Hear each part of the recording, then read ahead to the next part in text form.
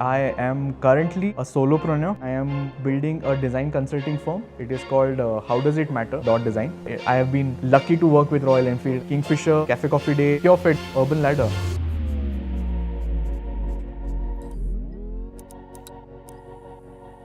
You don't want to get a job which is based on your college. You want to be getting a job based on you. My manager, he was the creative director back then. I asked him, why did you select me? He told me that, I selected you because of one line on your resume. I'm like, what is that? On your resume, the very top, before your name also, you had written...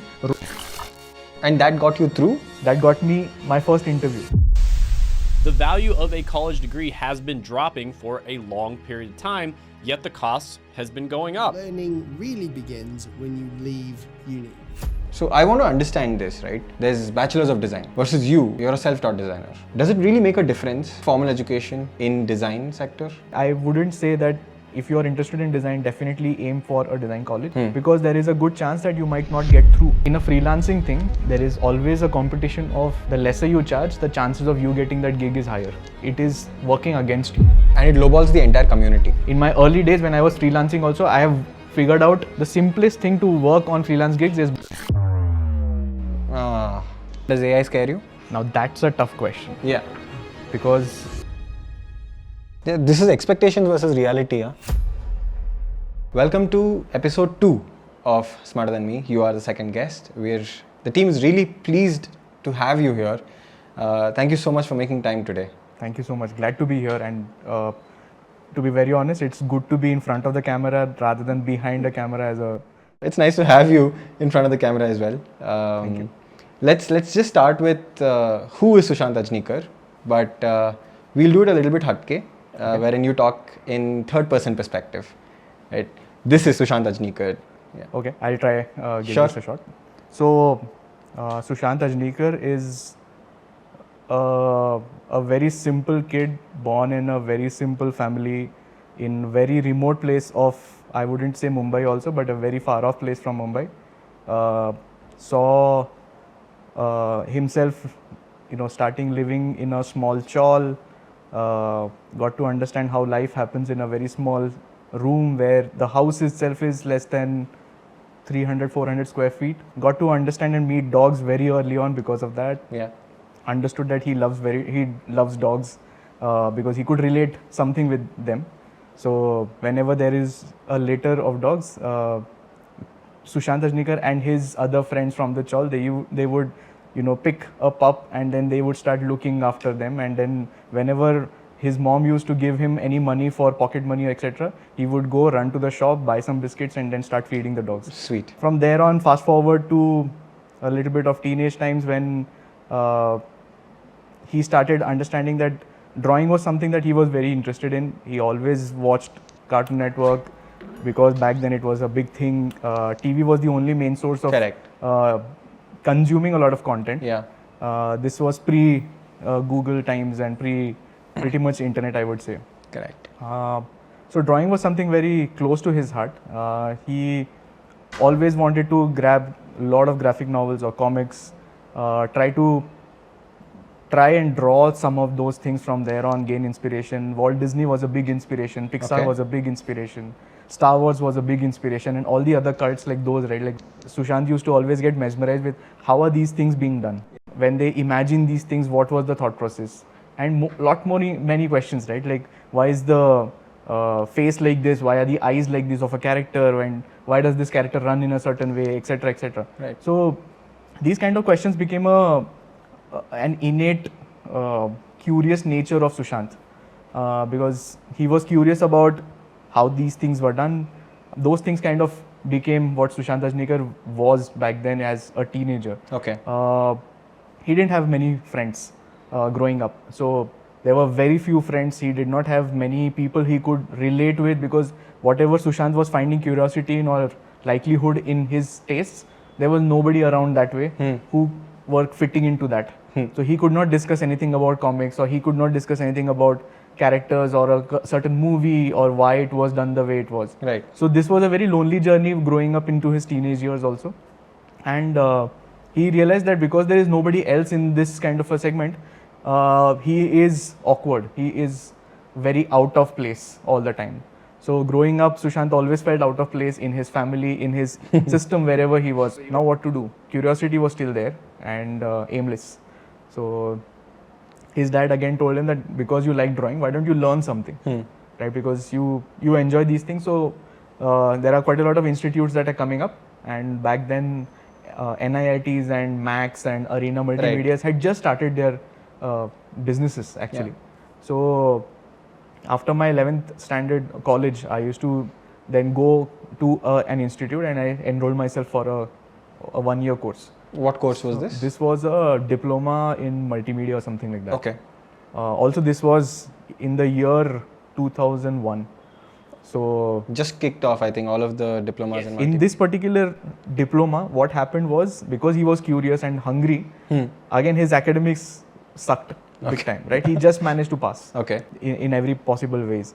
But he never enjoyed, because again there was nobody to relate. There was no one in the class who could go for these courses again.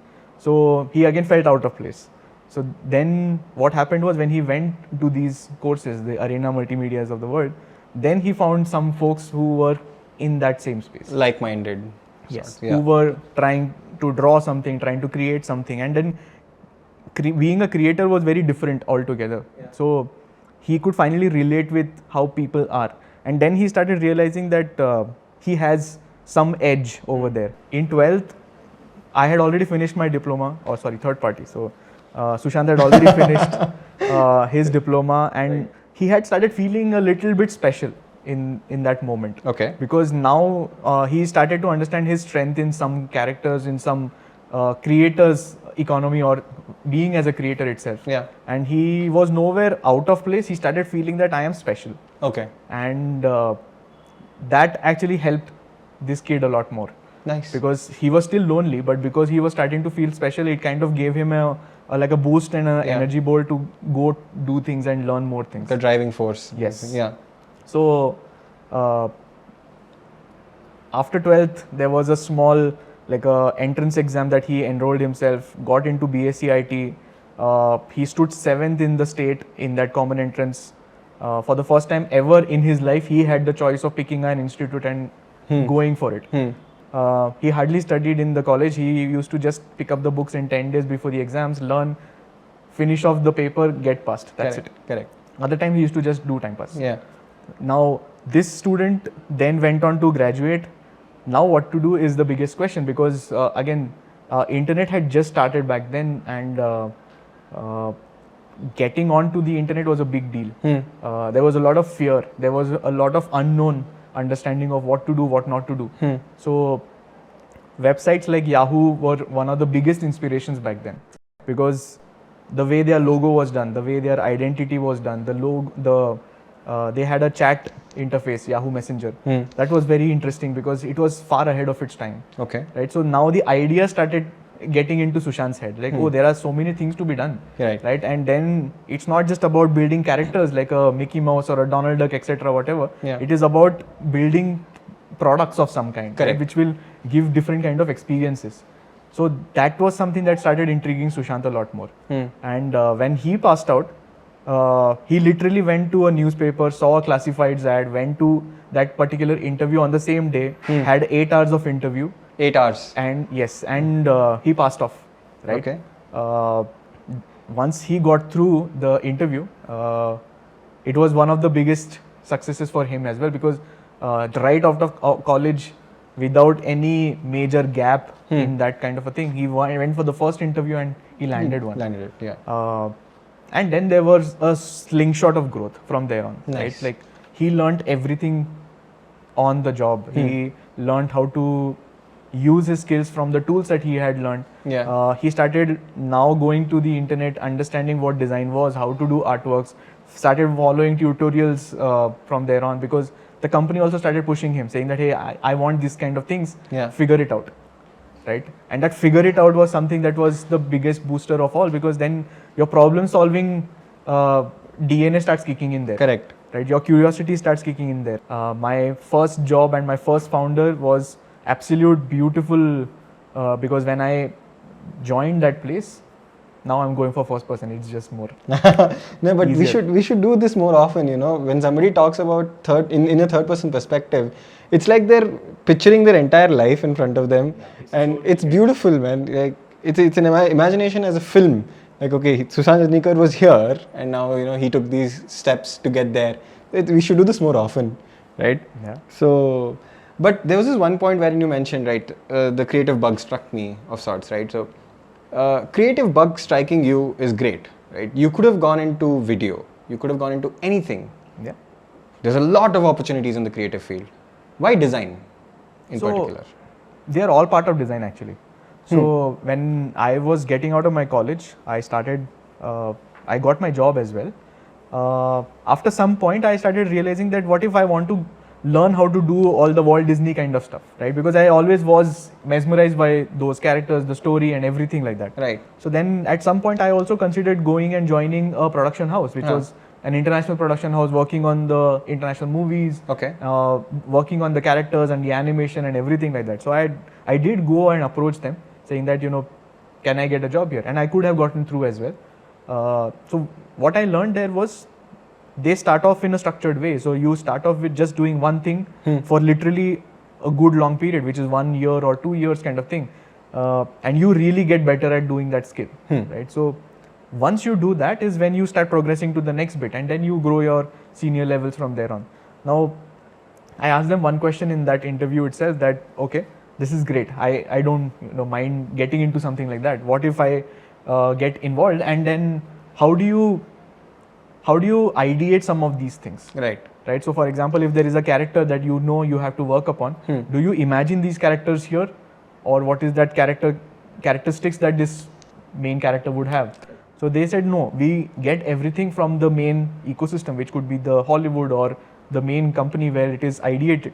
Right. We execute these things. So only the execution is done at that level.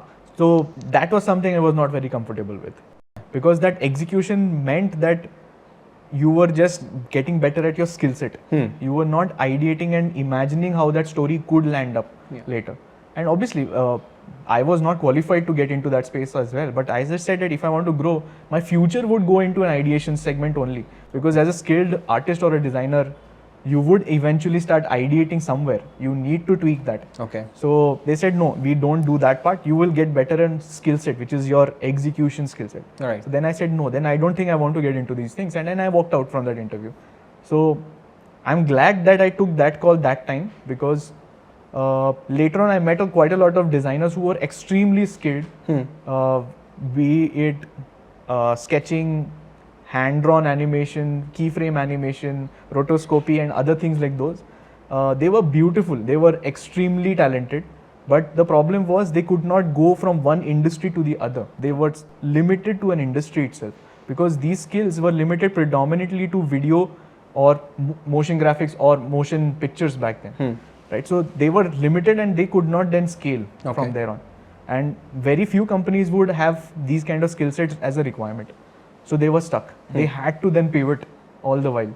Right, so that was something I'm glad that I did not have to face in my growth. Right, so design is the base of every creative field, and that is the reason you said, no, I will stick to design, because I want to go from the base, start with the ideation and then get into the execution. Or if not, somebody else can handle the execution, but the idea, the storyline, the character line needs to be mine.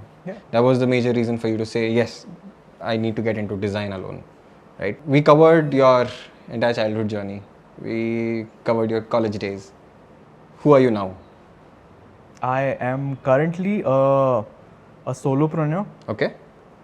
I have always been a hustler, and I think my strongest edge that I would say is I'm an extremely hard worker. I'm not the smartest bulb in the room. Neither am the top talent in any of the rooms, to be very honest. I think I'm an average designer, average storyteller, and an average human being as well. But I think my key thing is that I will not give up till I get what I want. Okay. And that has separated me from the large crowds in my journey all the while. Okay. So currently I am building a design consulting firm. It is called How Does It Matter? .design. And for last almost 4 years now, I've been trying to figure out a model where this becomes a go-to for every early stage company who is requiring anything on design. Okay. Right, so it is not an agency or a creative studio like that, because it is. I figured that whenever a founder starts off a company, they will always understand that I need a tech from day one or day zero. What I was very disappointed to see was the founder does not think that the design is not necessary. Right, they think that design can come later, and that is where I disagree, because it is needed from day zero. And that is the gap that I'm trying to fill with a company like this. Okay.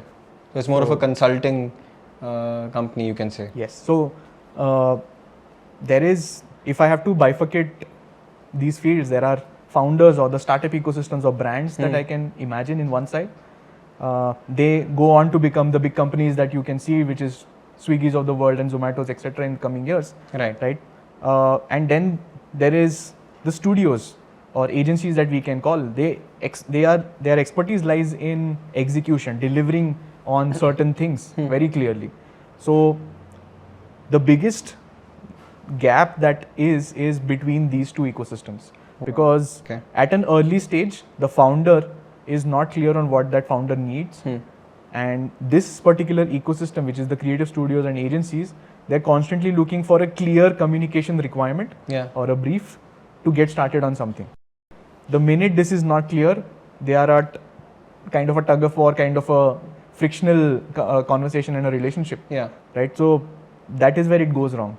So I realized that I need to fill this gap better.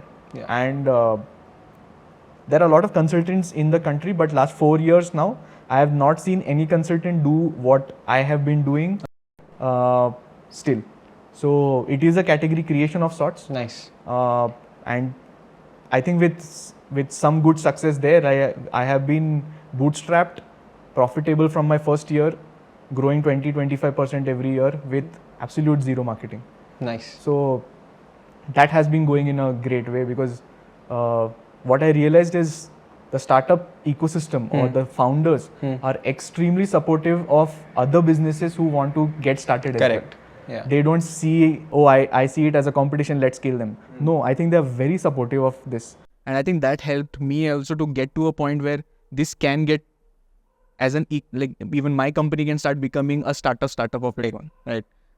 I think the main magic was that you figured the exact gap and you filled that requirement. So to get there, I'm pretty sure you had your entire professional experience with some of the top brands, right? And the experience that you learned from there, the learnings that you got from there is what made you realize that yes, there exists a gap like this.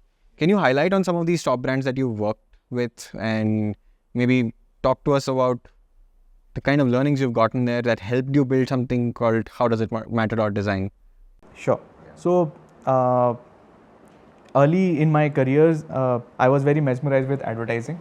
And because of that, I got to work with a lot of digital ad agencies. Okay. Most of them were startups. So I was one of the first designers or the second designers in that ecosystem, and then built out the whole journey for that company. So the learning was that because I am on the agency side, I am going to be delivering on everything from a design standpoint, delivery standpoint as well, to the client. So the client had a very good relationship with me. Some of them would be Royal Enfield, Kingfisher, Cafe Coffee Day. Yeah, I remember those right now very this thing. This is easily 10, 12 years back. And because of these relationships, the client used to give me a lot of things that, what about we imagine things like these? And the clients were always creative as well. And these were brand managers, marketing heads. So they were at the top of their game, right? So as a designer, I used to look up to them as well, because they were able to figure out a problem. They were able to suggest ideas. They were able to figure out campaigns that we can figure, as a delivery also, which will give them a return on certain ways. And I was like, how are they thinking all of this, right? Because when they used to come to our meetings, they had some of these things thought about already. They had some brainstormings already. Right. And very few of those brainstormings would happen with us. So when we were in the meeting, we were predominantly like, they have thought about something. Now we need to flesh that out and then go ahead and, execute it. Right.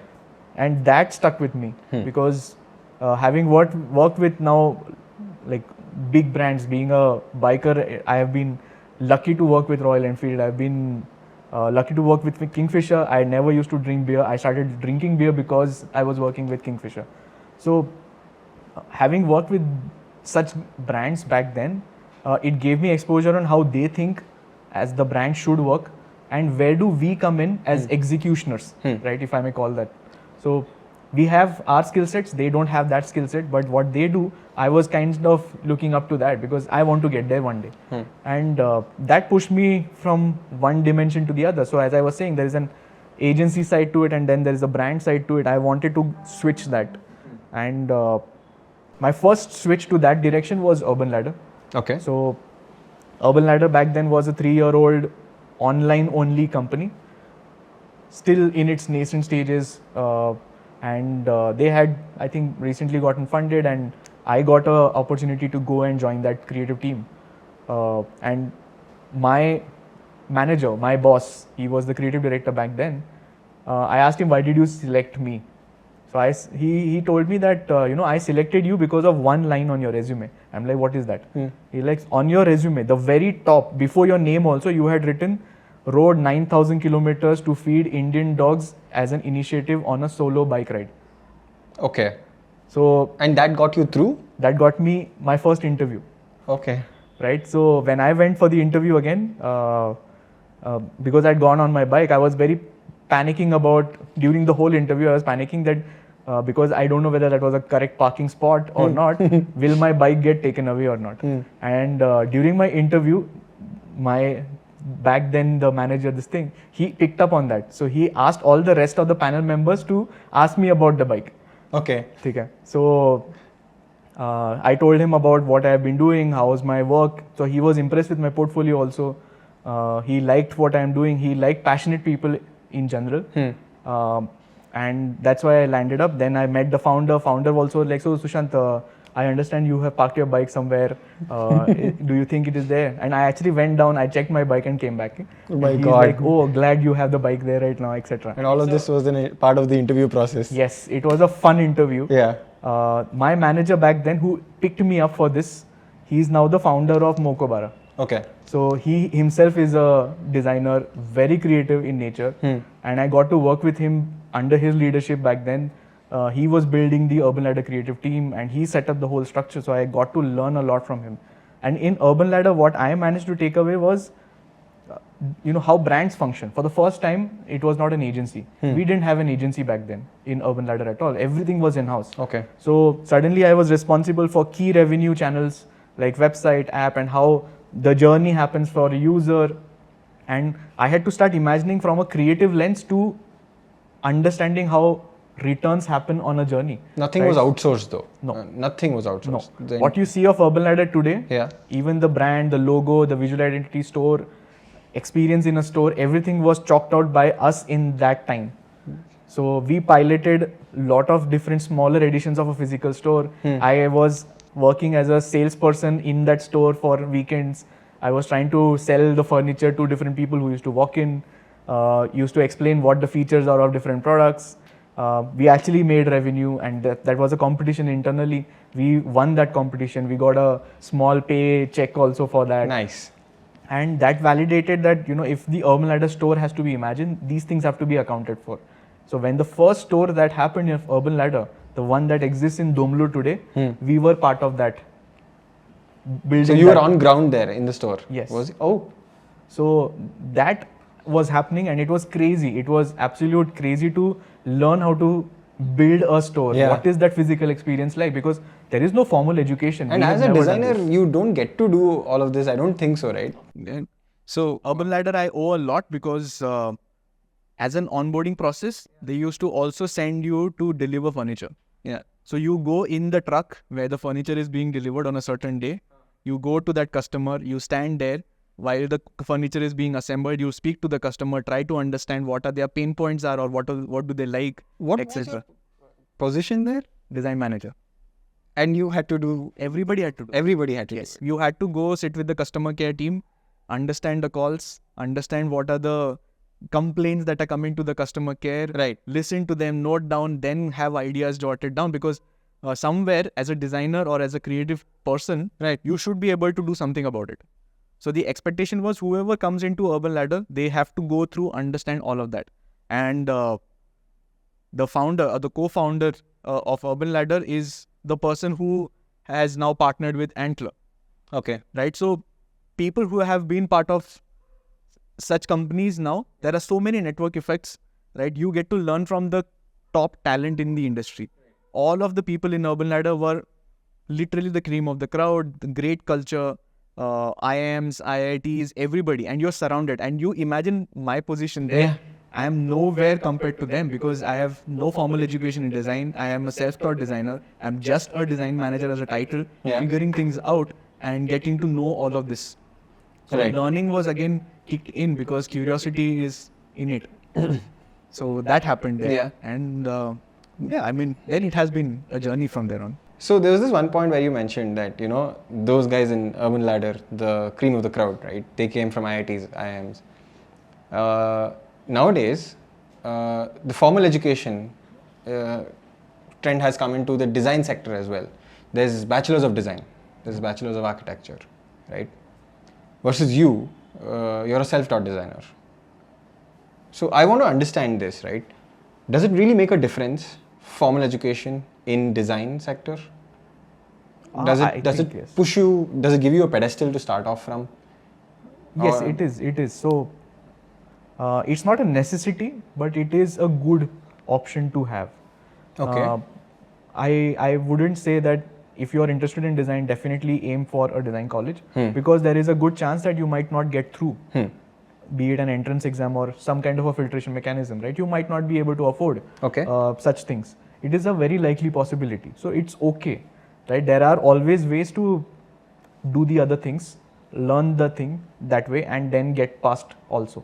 But So- how is the difference in thinking like? So if you're a person who's done bachelor's of design, right? Versus if you're a self-taught designer, have you dealt with these two different crowd of people Every day. every day, right? So what do you see as a difference? Their understanding of depth of a certain field is better when Who's- they are coming from college, Okay. right? Because they get exposed to a lot of projects, they get exposed to a structure, they get exposed to a lot of laws and the theories of it, right? It is good. It is never a bad thing to have. It is actually bringing a lot of depth because it's not always that you need quick things in design. Like, you know, I want this, do this fast. In order to figure these things out, you sometimes need that depth. And as you grow up in your career also, or even in ecosystems, bigger companies, they would expect you to have that kind of depth in your knowledge. Right. Right? So it's not a bad thing at all. But it is not the only place to go to. Because I have also seen a lot of young kids, or designers, or to be designers, they are feeling the pressure because the student loans are on them, courses are costly, they are far away from where you want to stay probably. Okay. There is a lot of pressure even in these colleges to try and look different, try and be different, try to prove that you are something amazing, because it is, I wouldn't, pardon my language, it is a factory of sorts, right? You are put together with a cohort of 50, 60 people, Right. trying to figure things out. Mass and then- manufacture of robots. Yes. Right. So your portfolio starts looking templatized, your projects start looking templatized. It is difficult to stand apart, right? So it is okay to not be a part of that and not start off with so much pressure, right? Life is a journey. Don't have to achieve everything at the first year of your existence after college or anything. Figure things out. I think what you have to, I would recommend for kids in general is that there is no full stop in life, right? If you can't crack something, there are 5 different ways you can go, always, Okay. right? And it need not be that one thing that you may have not been able to crack. Okay. So don't feel that pressure.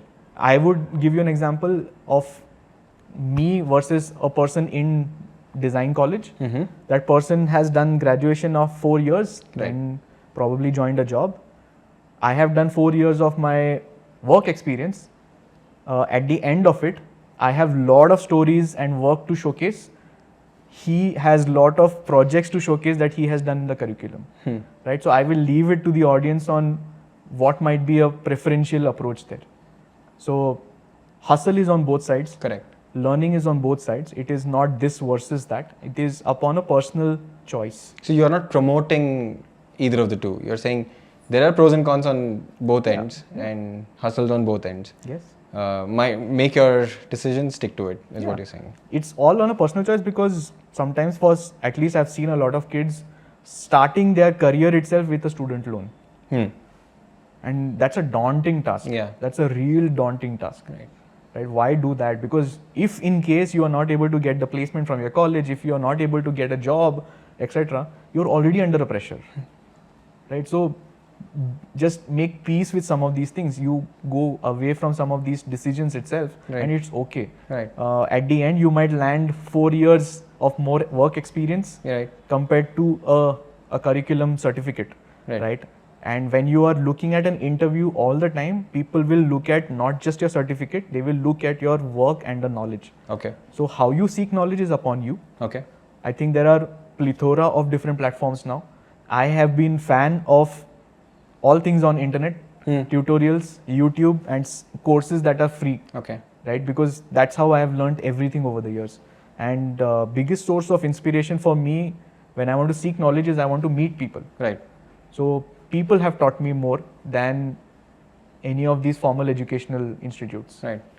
I haven't really done a bachelor's of design, bachelor's of architecture. Neither am I self-taught, right, in the design field. Innately, I'm not very good at aesthetics and colors and all of that, right? So, am I non-creative? Are you going to say I'm not creative? No. Right. So, how do you evaluate somebody's creativity? Or actually, you know what?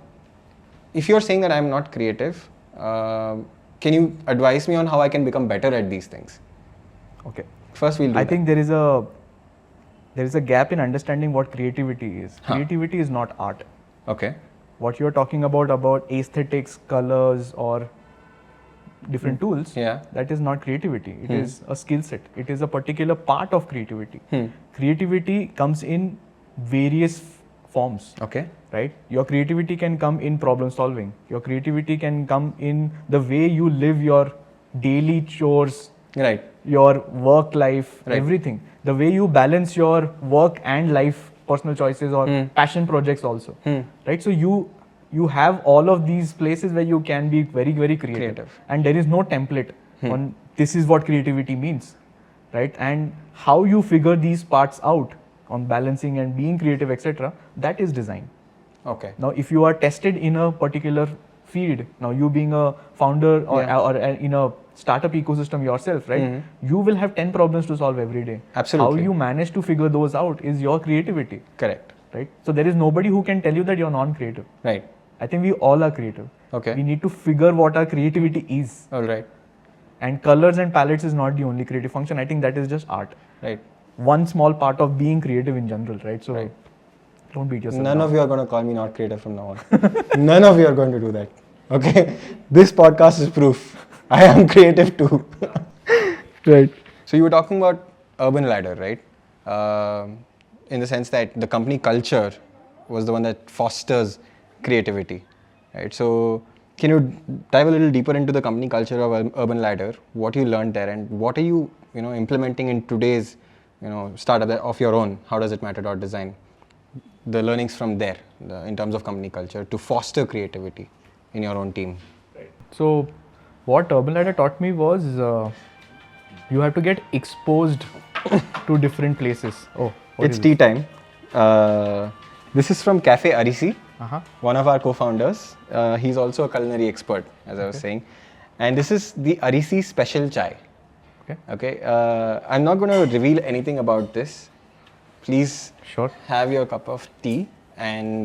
there's a salt liner? Oh, okay. This is a first for a tea. Yeah.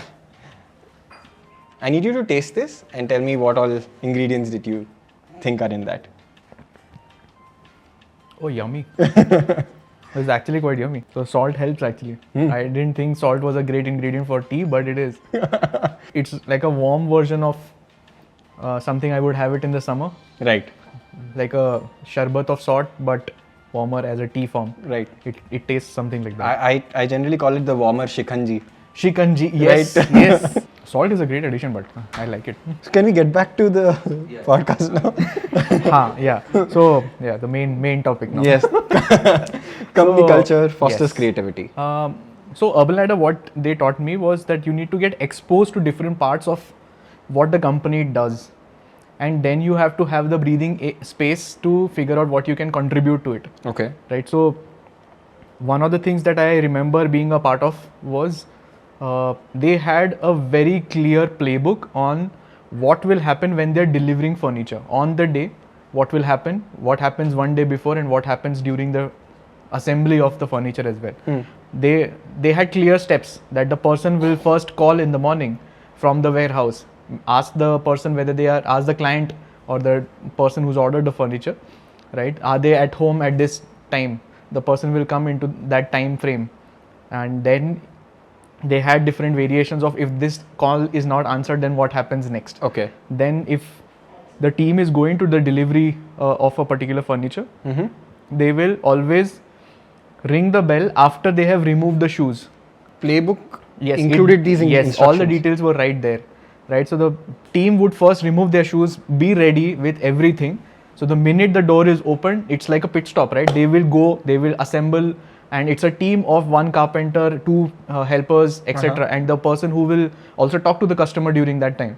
So this all was clear in that playbook, and it was thought out so minutely. Yeah. It is brilliant, right? Like, and that taught me a lot, because that is user experience. Correct. We keep talking about UX as a designer and whatnot, but Yeah. this is what user experience actually means. Correct. Because it was never thought out by the customer. Yeah. Customer is just like, I want furniture. Correct. And if Urban Ladder is able to deliver in that time frame with the quality and everything, I am happy. And they did that beautifully. They still do, right? So you have a very small time frame in your life where you're going to be spending in a certain company with a certain folks in that time frame, right? The biggest or the most important duty of a founder or the entrepreneur is to make sure that each one who comes into that company has strong takeaways. Okay. And I think that is the only driver, I would say. Okay. In my particular team, what I do is I tell them quarterly, you need to have your portfolios updated. And this is literally part of their OKRs. So the conversation is like, if there is something that you have to update on your portfolio, it can be the work that you're doing in the company, or it can be something that you have learned in the last 3 months and then you are trying to do something about it. Correct. Right? So be it freelance also, but show it in that monthly showcase or a quarterly showcase that we have in the company. That's nice. Right? So that inculcates a sense of individuality also as a designer, because even if they are not a part of this ecosystem today or tomorrow, they have takeaways. Absolutely. They have learned some things and they are being pushed to go after that. Right. So they are not left high and dry. They are not made to be dependable on us in any way. Another policy that we have chalked out is that all designers need laptops. It is literally their bread and butter. Right. So what we do is, because I have a remote team, there are companies which have these services who can transfer the laptop at a rental basis, etc., etc. Correct. I said I don't want to do that, because again, the team comes first, right? And being empathetic as an entrepreneur, my empathy lies in the designer. Let's say tomorrow, if they are not part of the company, what happens to that laptop? So let's not think transactional, right? The laptop can come back, figure that part out later. The designer still needs the laptop. Okay. So what I did was, I asked all my designers to buy laptops on their own name, right? And they have taken on loan. Okay. Whatever is that EMI, we figured that this is the range that EMIs can be sorted. Each month, the company will take care of their EMI amount. And tomorrow, if they decide to leave the organization, the laptop stays with them. Right. So that kind of thing goes a long way, because it inculcates a sense of togetherness, trust, honesty, support, right, guidance also. And creativity is all part of these things, right? Because once you start feeling comfortable is when you feel the need to be doing something. Yeah. If I tell you right now, okay, be creative, Yeah. you wouldn't know what to do, Exactly. right? That's not the way to create a sense of creativity at all. Absolutely. It's about giving a sense of problem think about it. Whatever you feel like is a solution, come back to me. And then you have that space to like, okay, you know, you will find 10 other things to solve it, figure it out, and then you will have a way to communicate as well. Right. And I think that is what is crucial for any team or a organization to build. Okay. I think the granularity of thought is what you're saying is, Yeah, you know, I the think- creativity lies there. I think empathy. You were talking about how Urban Ladder, you know, they chalked out the minutest of details, right? One of our mentors for Crezam, his name is Mr. Prakash Belwadi. He is an actor, he's a Bollywood director, etc., etc. Nice. He defined creativity as the granularity of thought, right? He defined it that way. Now the problem is, how on earth do I evaluate that? How on earth do I evaluate creativity? First of all, that is the problem, that I can't evaluate granularity of thought immediately. Yeah. How do I make my AI evaluate that? AI is a baby. How do you evaluate creativity in the sense that if you want to get into an organization and I have to hire this guy, how do I know this guy is creative? How do you evaluate that? Now that's a tough question, Yeah. because it's a very subjective way to review a resume, review a person, review the work that has been done, and there is no clear methodology on this should be there versus that should not be Exactly, yeah. there. And if you want to build a team also, you have a certain mindset on the kind of team you want to, like The culture fit. yeah, there's a clear requirement that okay, I want a graphic designer or a motion designer or a UI designer versus etc. Yeah. Right. So that one thing is clear, but There are more things that I would want in a person than just that one thing. Absolutely. so it cannot be really defined into a step-by-step process that you know these 10 parameters should qualify you for this round. It's not that way at all. Yeah. Because you are hiring people. You're not just bringing a code to life. Absolutely right. I think AI has to be considerate of permutations and combinations, and I think there is still time to get to a place where it can be evolved as a methodology. Because I have been working with a lot of HR professionals, recruiters, company founders also to try and fill this gap where I screen resumes myself. I tell them that this could be a good person versus the other, Right. and there are hits and misses obviously. Okay.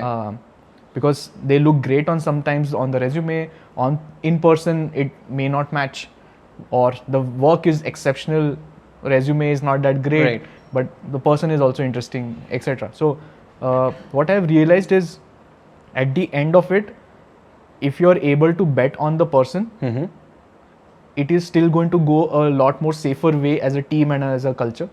Because if the person is a great fit from an attitude standpoint, from a learning curve standpoint, has the knack to be humble, Yeah. get on with the solution in some way or the other, has that drive in him or her, right?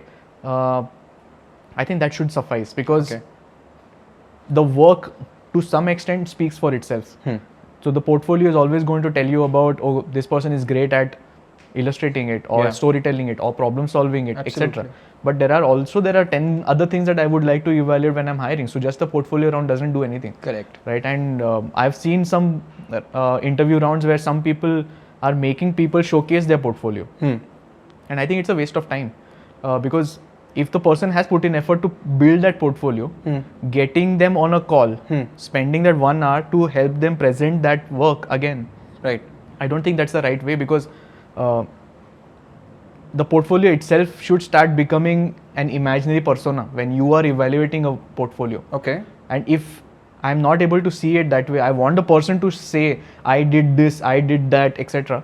Then I'm not able to focus on the person, neither am I able to see the minute details that are going into that particular work. Okay. Right. So I personally prefer just doing one thing at a time, where if I'm speaking to the person, talk to me as a person, right? Talk about everything that you have to talk about, Okay. and I will respond it But accordingly. not about the portfolio at all. In an interview. No. So you are saying in an interview, portfolio should not be presented. Look at it this way. Let's take the conversation 2 steps back. Okay. Have we had any exploratory conversations with anyone where we go to a cafe, okay, and then we sit and then we ask them, okay, show me what you got, and then when you're meeting, right, the person will open the laptop and just scroll that particular presentation. that presentation would have been mailed to you. You could have gone through it. Correct. But no, I think it's a very, very power move kind of an approach. Show me your portfolio. Show me your portfolio. I don't think that should be a right way, because that person has put in heart and soul into his or her portfolio. Let it be consumed in that time before you meet that person. Right. Right, because then you want to see a person that you have in your mind, because you Correct. have a certain idea Correct. that, oh, this work looks great, this person might be like this because I've seen the resume. Correct. Right, and once you then see that person in a meeting or in a physical space like that, then you want to match some of those things. Yeah. So I don't think that power move is a great approach, and I think that whole approach on seniority, etc., also should be removed when you're meeting a person. Most of the creative individuals I have seen are different, right? And because they are different, they are generally shy from these power move kind of tactics. That is one of the reasons why the business ecosystem has always not understood the creative folks, because they are different, right? They communicate differently. They are shy. They're secretive about some things. They don't want to shout out that this is what I did. Yeah. Because they are humble in nature. They are like, this is what I am saying, and if you can like this, it's great. Yeah. There are quite a lot of people like that. Absolutely. So when a designer is interviewing a creative person on the other side, how can you become that person? You have to understand this nature. And which is why empathy has been one of the strongest things that we need to understand. And one of the reasons why I'm still not able to gauge on how AI will do that is because AI hasn't understood quite a lot of things, and being sympathetic is still miles away from it. Absolutely. Right. So I would say in the initial screening, maybe AI can still look at solving some of those things. But I would like to see how that progresses into something that I can also start benefiting from. Correct. Using that technology. So right now you're saying AI cannot evaluate I portfolio. haven't seen it yet. Okay. There is. But looking forward, so AI surprises everyone. Absolutely. So I'm not averse to getting surprised at all. Yeah. I would love to see it because it does solve problems. Right. Right. So why not? But does AI scare you? No. Doesn't? As a person in the creative field, Not at all. does not scare you. Oh no, I have stories to tell about that. Like every time something disruptive comes in as a technology, I've seen a lot of people get scared. Okay. There is going to be an evolution, right? Like I'll give you an example of softwares also. Then when I started, there was Dreamweaver of Adobe, there is Flash, there is Macromedia Flash back then, but not even Adobe Flash, right? So there were so many softwares like those where I learned animation on those. Then there was always the new tool that came in and replaced the other one. So why should you be averse to one particular software? Absolutely. Right? You have to, as a learner and as a creative individual, you can't just stick with one. You're not married to a tool, you're married to the creative storytelling. Absolutely. Right? So if you remember the story about me not going for a production house was exactly that. Yeah. You stick with the idea, not the tool, because the skill or that one tool will limit your growth. So as a designer, AI does not scare you because your core skill set is storytelling, narration versus actual delivery. And if AI is handling your delivery, like example, Midjourney, that's okay with you. Yes. And there are so many tools now. There are in fact some tools which are combining 2-3 platforms and then giving you solutions. I mean, that is the great part about technology. Correct. But somebody still has to put in their brains to put the story out. That is creativity. The prompt that goes into it. So prompt engineering is also creative, guys. And think about it this way, right? While you are solving for prompt engineering, there is layman out there who still doesn't know how to do the prompts. Yeah. Absolutely. Yeah. So there is a big gap to be covered. Correct. Right? There is, imagine programmers who had to learn the language for years, then start doing this over the years. Now AI will start taking over some part of that. Absolutely. Do you think that programmer is going to be scared that, jobs are going to go away? No. That person will start shifting towards learning that AI tech. Right. Absolutely right. And if you're not able to see that coming, then I think you got a mind block there, right? This is a pattern. I mean, even in our previous podcast, it was mentioned that AI is just a progression. It's just a wheel of time. We are moving ahead. And even he comments the same thing. So nothing to be worried about. I think in this podcast, you're just looking for validation that you're creative. That I am. All right. So since we spoke so much about portfolio, right? We have one of our designers here, Kirtana. She's basically everything design in Crezam right now, because UI UX handled by her. Okay. Graphic design also handled by her. Anything with respect to our decks, everything handled by her. Okay. So she's that one point of contact ki Kirtana, isko acha bana denge. Matlab, we want to do something better with this. I'll take care. Nice. So we have our portfolio and we wanted to do a live portfolio review on this podcast. Okay. Right? Would you be able to do that? Are you comfortable doing that? Is Kirtana comfortable with it? So, when I'm looking at a portfolio, I will first look at a resume. Okay. Then I look at the work, because then from a resume, I understand how's the journey been for the particular person. Then I look at the work, because now I have understood the journey. I can expect something because of that journey on the portfolio. And once I see the work, then I want to meet the person. Right? This is a recruiter's mindset to document. This is fantastic. But yeah, we can do that. And that is one first feedback to every designer out there. Stop short selling yourself. Yeah. Because if you start off saying that it's not good enough, Yeah. you are already losing it. Right? You don't have to boast about it. I'm not saying you should be bragging because, oh, look at this, I'm so amazing. I understand that part. Being humble is one thing, but don't undersell yourself. Right? Don't set that expectation ever in your life. Do you want to come up?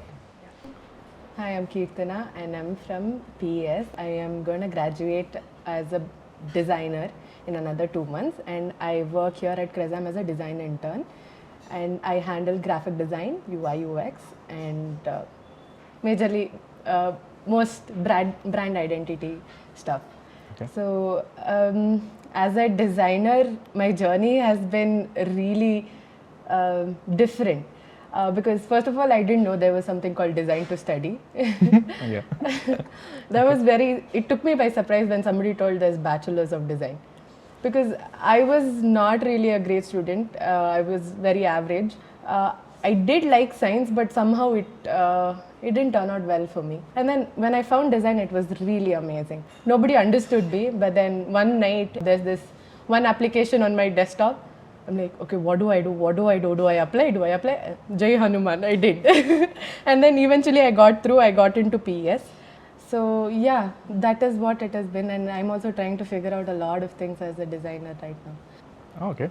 Thank you for sharing this, Kirtana. So, I think it's a stellar start that you are having, right? Because you haven't even graduated. You're part of a company where you're managing a lot of different kinds of design and you're learning everything on the way, right?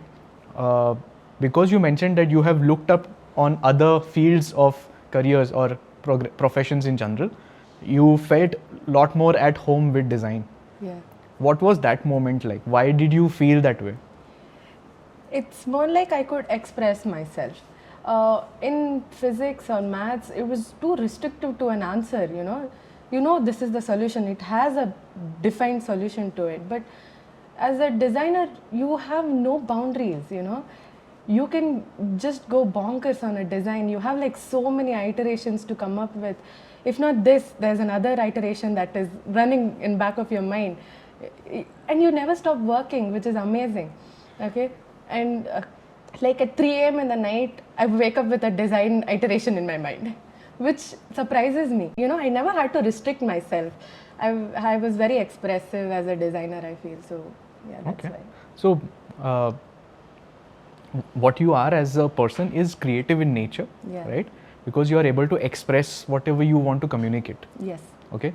So now if we have to break this down into different kinds of design as a profession, right? You can get into something called as brand design or communications design, which will lead you to pathways like illustrators, graphic designers, motion graphic designers, etc. Right? Then there is storytellers also, where visualizers also are a part of the bunch there.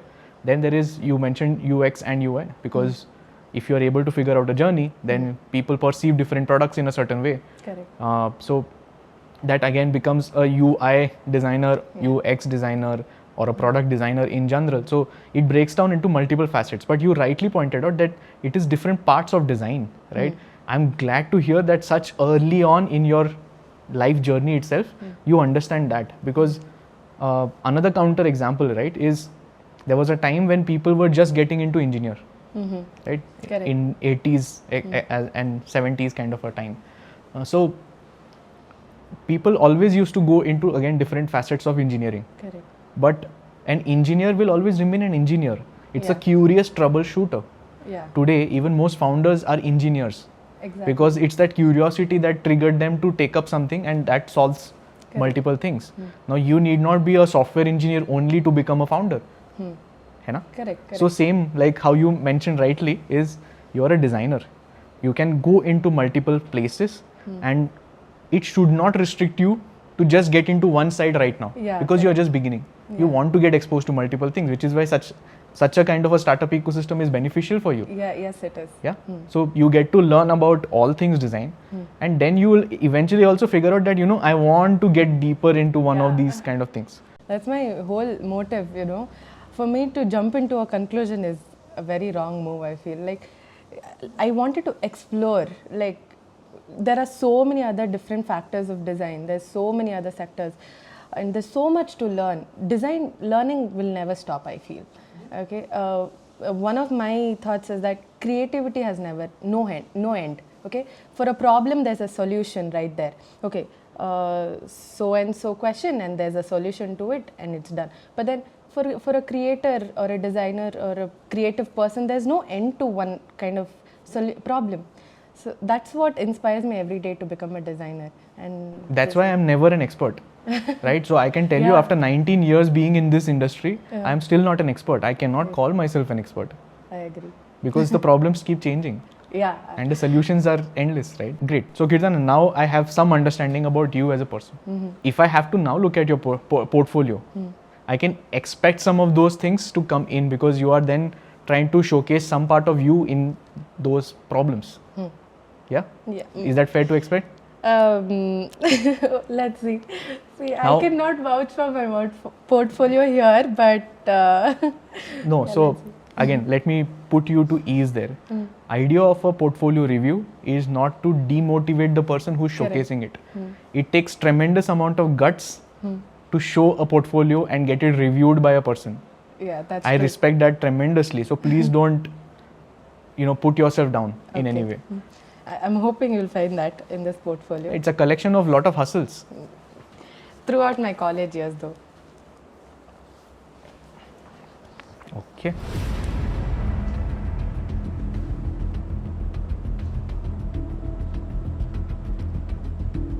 The job actually depends on this. You need not worry. Being a designer, you have all the industries open for you.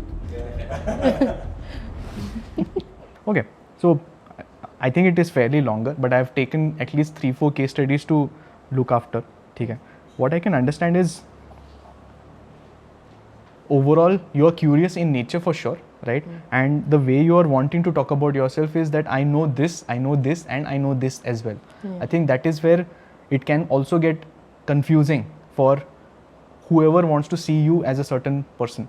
Because when you start off and your first page itself, you talk about being interaction designer. Now, when you are showcasing yourself as an interaction designer, it did not match with what you were telling me as a person before. Yeah. Right? So when you start putting yourself into an interaction designer, my next set of pages, whenever I want to see something, I am expecting something which will show me interaction.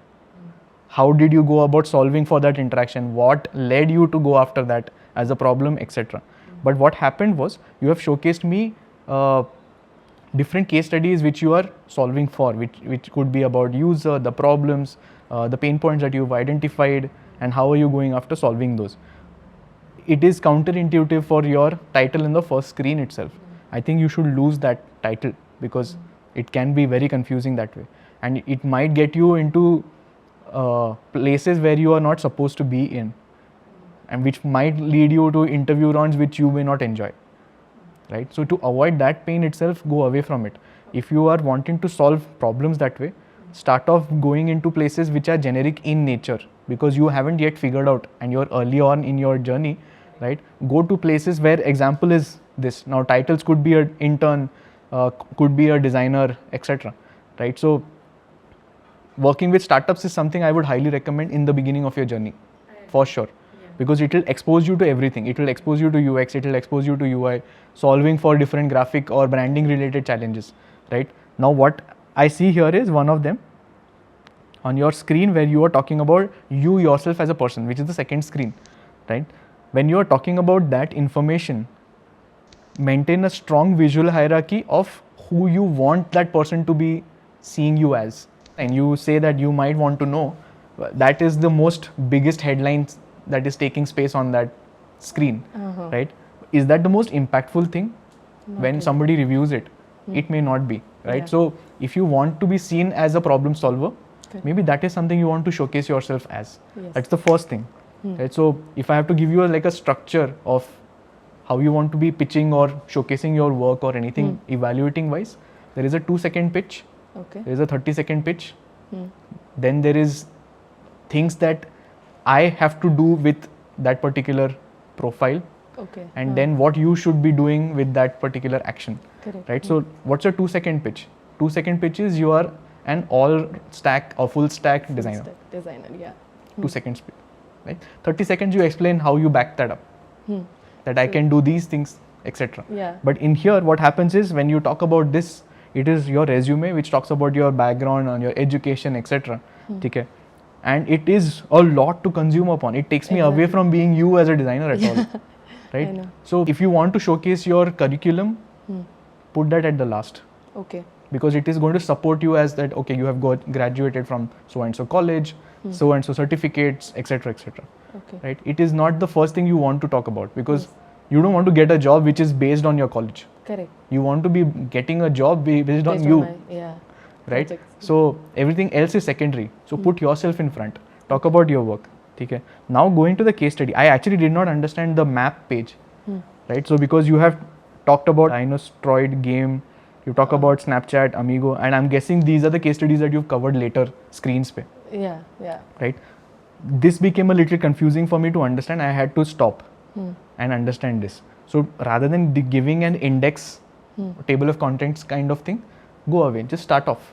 The faster you are able to showcase where you're good at is going to help you get attention better.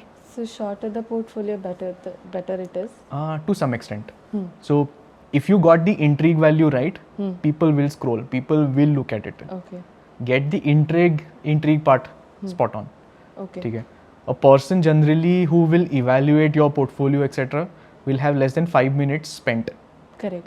So you have 5 minutes to convert that You time. have to grab that attention span. Yes. Is also the Right. So I would not even say 5 minutes, I would say 2 minutes. Okay. Okay. Yeah. Keep that time frame really short. Yes. And the faster you are able to knock it out, you got that first interview. Yeah. Okay. So this all seems very College portfolio. unnecessary, Uh-huh. right? Get to the point where you are talking about how you're solving things for different companies in general, Correct. right? Now you again spoke about Snapchat. Yes. Do you have a live example where you have freelanced with some company or any project that you have done with you being as a designer? I've worked with another company called NextDigi before Crezam, where I had to solve that. I have to make their brand identity. So I had to start from scratch, make color palettes, make logos, and write a whole storyline why the brand was built or all of that. So I don't think so that's given there, but That is the feedback. yeah. So when you are showcasing work on your portfolio, there is a time when you have to figure out arbitrary, abstract problems and solutions, right? If you have not worked on freelance stuff, but because you have live projects, that should have been your first thing to show, Correct. because that means that you have worked with live problems in Yeah. general and tried to solve them, right? It gets your attention better, because what happens is when you're talking about Snapchats of the world, Swiggy or etc., you are imagining those problems, Correct. right?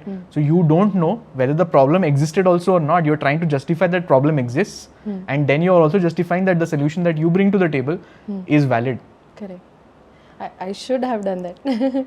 So it's just a method, right? So you have work, and what I can see is you have talent as well, because you are talking about user journey, you are talking about the pain points, you have done all of those bits. Yes. That in a live project would have made a lot more impact. Correct. Because if you have spoken to 5 users to do that journey, document those things, and you have captured that in an essence, right? Yes, yes. But in the snapshot essence. Yeah, it's like Honestly, since I've joined Crezam, I've learnt a lot of things and I've implemented all of these in actual problem statements.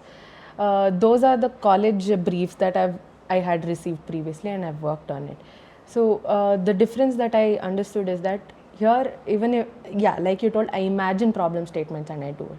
But here, when I actually solve those problem statements, I even get the impact back. I can understand how the user exactly works, Yeah. which is really good. Yeah, So I this should- also comes back to the problem of college education versus live examples, right? Yeah. You did benefit from your college. Yes. It's yes. not that you did not. Yes, I did. It give you a base, Correct. right? So it's not that you can replace it. Yeah. It's a good thing to have, Yes. Yes. but it will not replace this part. Because once you start working in a live setting, it's surmountable, right? Like as a solution overall. So I think when you're looking at a portfolio, keep it as short as possible that way, because the time consumed by the person is very less, Correct. Okay. right? And when you have live examples, go as deep as possible for those. Okay. Because you have managed to do multiple things for that live examples Yeah. itself. Over here, you have solved 10 different things. Showcase those. Yes. You can then establish testimonials also. People here can validate your efforts. Yeah. That will give you a lot more validation for any kind of gig that you want as a job or an opportunity in general, Okay. right? So this makes for first year of your college. Yeah. The minute you start working internships and freelancing, etc., start throwing that out in your portfolio Okay. as fast as possible. Yes. It will always help you. Yes. Cool? Yes. Any more questions?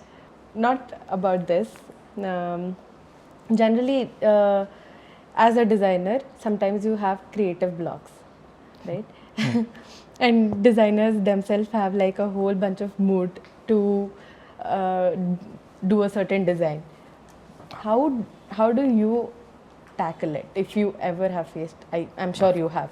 Yeah. So how would you tackle that? All the time I do face creative blocks in general, or a burnout as well. So there are two sides to me. There is one side where I like to travel, which takes out all my burnouts and blocks away. And then there is a time and place where I am a designer solving problems. When I'm traveling, I don't like to solve problems. I like to experience and consume things. When I'm on a design side of things, I only solve problems and give away things that way, right? So one is an inflow, one is an outflow. Correct. So that is how I've always tried to figure it out.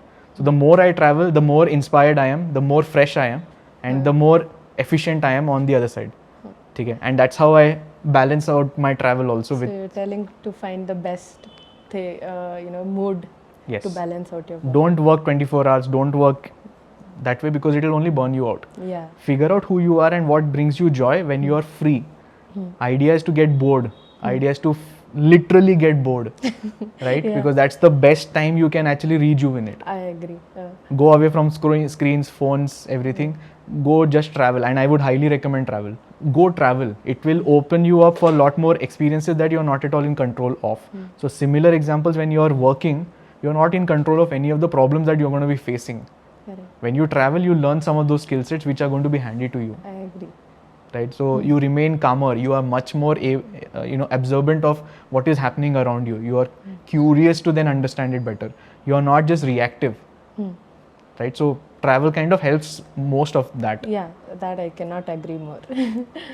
So one more question is that do you think as a designer you have to stick to a certain theme of design language? Or for example, there are people who say that I'm a minimalistic designer, psychedelic designer. So do you have a certain design language all the time, or? I think most of them are illustrators who are using these terminologies, and for them it is very apt. Okay. I work with a lot of different companies, so I'm an adaptive designer, if I have to put a adjective there, right? So I adapt to the context, the problems, the people, and then I solve for things. Now, I don't know whether I'm a minimalist designer, because somewhere the problem calls for minimalist design. I'm a minimalist designer there. But I think psychedelic doesn't work in places where I am generally. But I think those are most illustrators. Designer is a designer, he's a problem solver, Correct. right? He or she is a problem solver. So I don't think they can call themselves anything that way. I think they're just solvers. So solve. So that's it. I just had these questions. Great. I'm hoping that it helped in some way. Yes, definitely it did. Of course, I'll update my portfolio after this. Happy to help in any way. Thank you so much. Thank you. She loves traveling. We are not giving her a vacation, it seems. In that Urban Ladder interview of mine, I told my founder that if I get this job, after 9 months, I will take a 45-day leave. I got hired. Nice. So, I can't believe we actually had a proper interview. Huh? Let's do a 45-day workation. We will talk about that separately. Right. Yeah, but is this how design interviews go for you? For me, yes. I want to know the person. And only then I can See whether they fit into what they are expected to be fitting in for. So we didn't just do a live portfolio review, we actually just did an interview Yes. on this podcast? And it takes less than 15 minutes to understand who that person is. Right. I have been told in some of my feedbacks in the interview that you never smiled in your interview. And it took me a while to understand that, oh shit, I have already conducted so many interviews, and if this is the way I have been perceived, then it's a wrong image. Right. So I don't know whether I smiled now or not, but I hope I did. Okay. I want to present myself as a warm person to the other side, because there is no reason why that superiority has to be maintained. So no sir, nothing, absolutely, I hate that. Okay. I think we should be talking to person as person. Okay. This seniority have to be thrown out the window. There's this one thing that I've been reading about. It's from a book called The Diary of a CEO. It's by this person called Stephen Bartlett, wherein he says skills are worthless, context is everything, right? Now, he actually lays down a proper anecdote to explain this. He was the head of a marketing firm in New York, right? And this same dude quit his marketing firm after a while. And during his break time, one of his colleagues or friends reached out to him from a pharma company. Now, this pharma company was about to hit IPO. And they appealed to him saying, boss, come here, lead the marketing campaign for the IPO, appeal to our audience, and make it happen, right? Now, throughout his life, whatever he had earned through the marketing agency, right, he earned almost 6 times that for a 6-month stint, right, with that, pharma company. Now, that's where he goes on to say that the skill set that he put in for that job versus the skill set that he put into the marketing agency was the same. But the context made all the difference. The value that he received from the context made all the difference. Now, my question is, did it ever happen to you? And if it did, please elaborate on that. Sure. Going ahead, I also want to ask one more thing, follow-up, wherein today, in today's world, in the current state of affairs, right, where is that one place for designers wherein the context drives a lot of value to them now? Some place new for them to explore.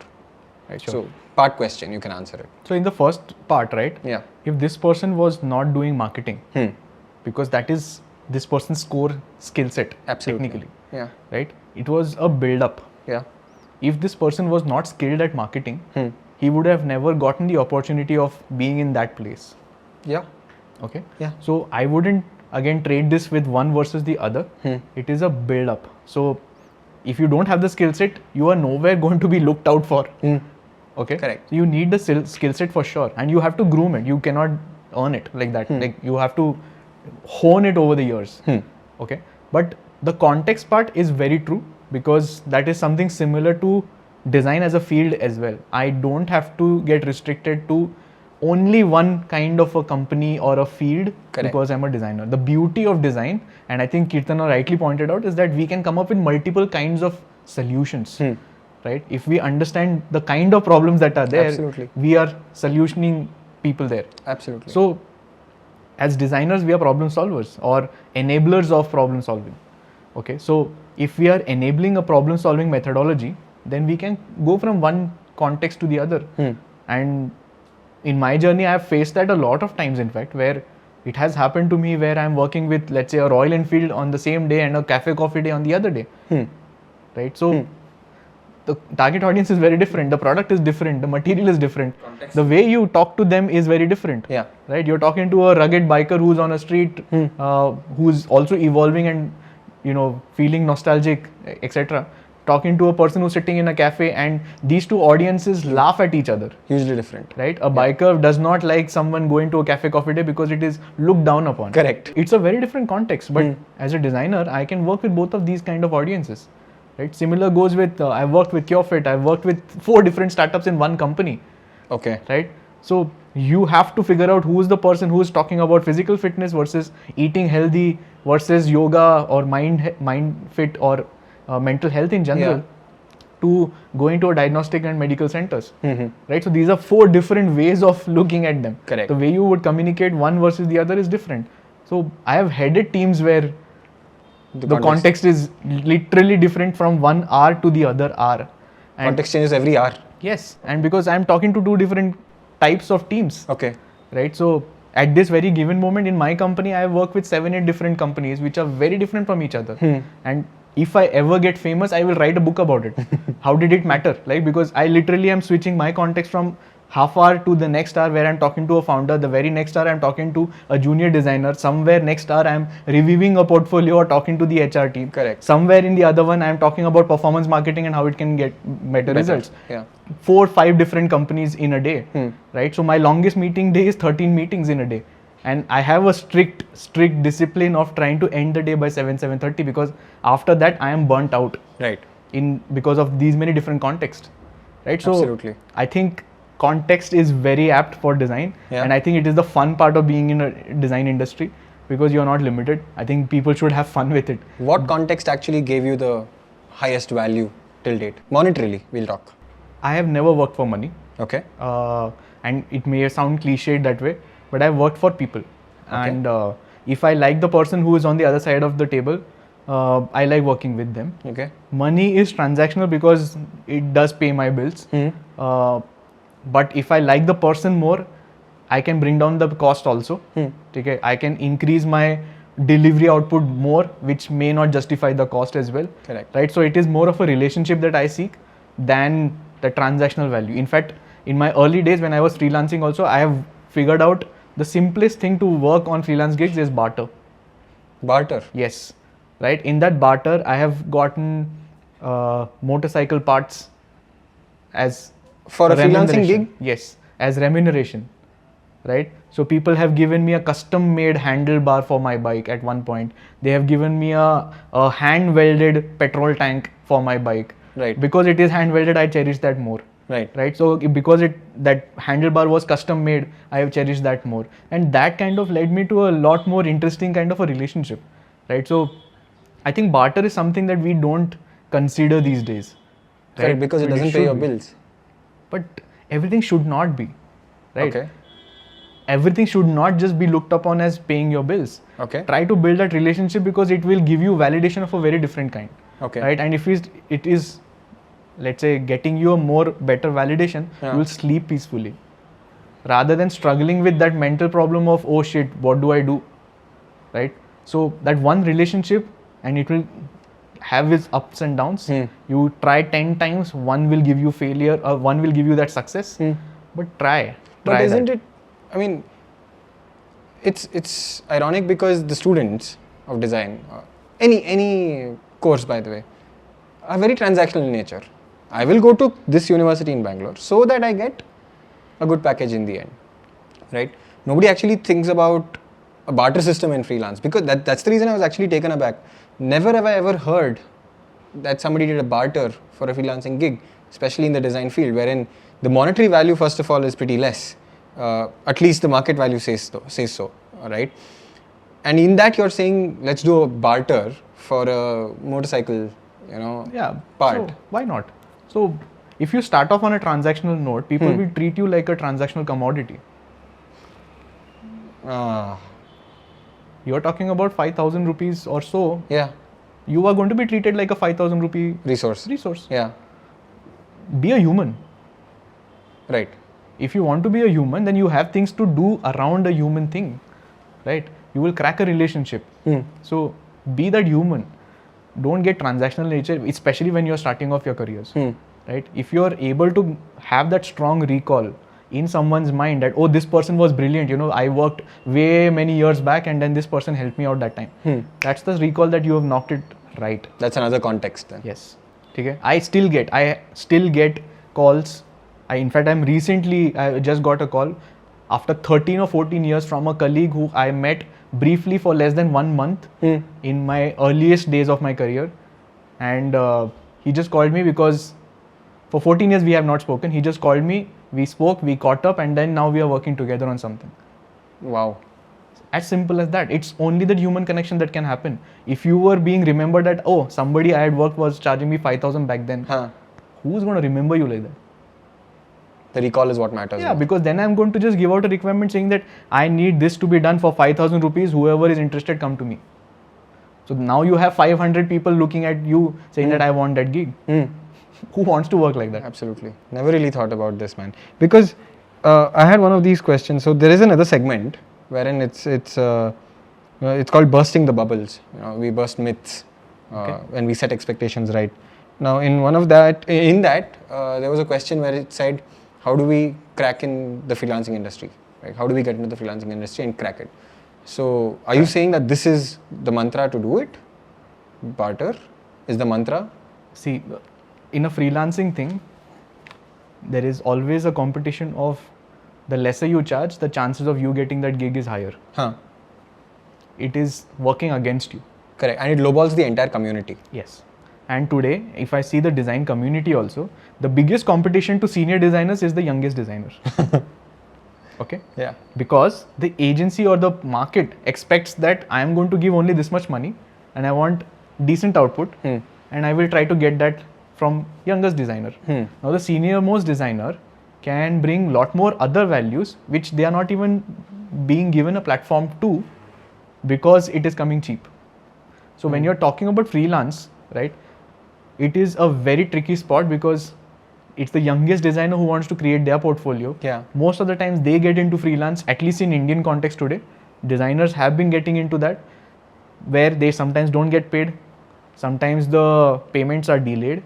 Sometimes the output is not validated in a right way. Sometimes the output is taken, copied in a different way and used it in different ways altogether and still not getting paid. You're leaving yourself to a lot of different kinds of experiences. Right. Right?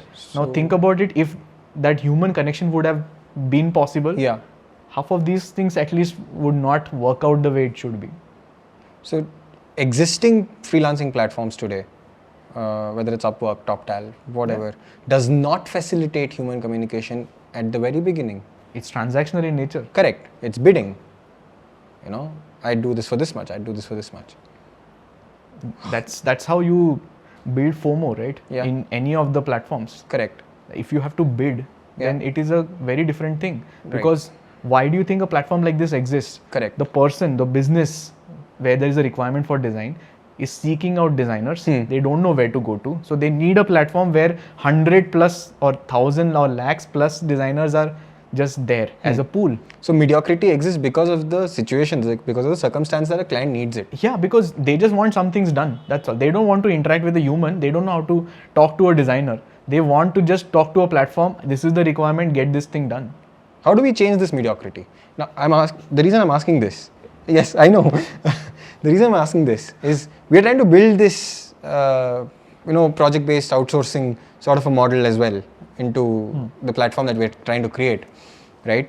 And every time we've sat to ideate on it, right? We have a couple of people on our team who have freelanced before, who used these platforms before. And every time they say, let's not recreate another one of that. Yeah. No bidding, nothing. And you've given me a beautiful new perspective that when you're going into freelancing, human connection is more important. Let's not make it transactional from the beginning, right?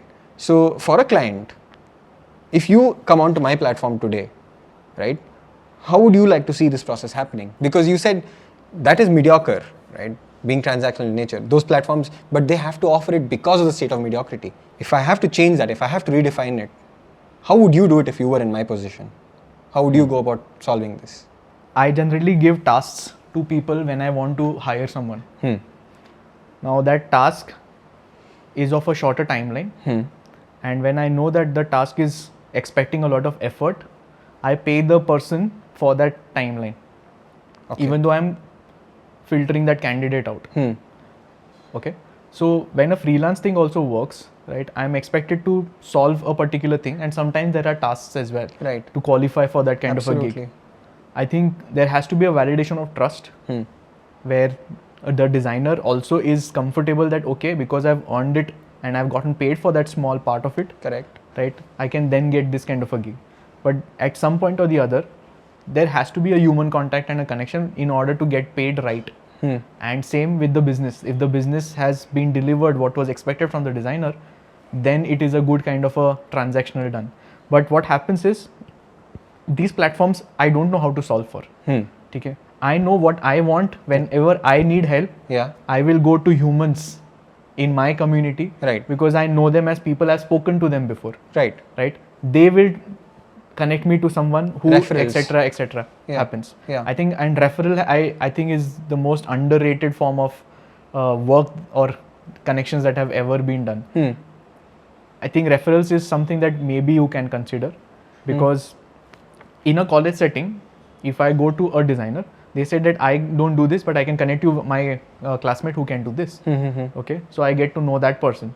Now the person will always again show the portfolio, the review, and the cycle continues. I get to know the person, I see the work, I get to know what all are they capable of, Correct. and the transaction is complete. Now here, in my scenarios, this is my personal experiences. It need not be out there for everyone, right? There are places where the designer has come back, worked on the things that I wanted it, Yeah. and for 40 plus hours of effort, they have charged me very small amount.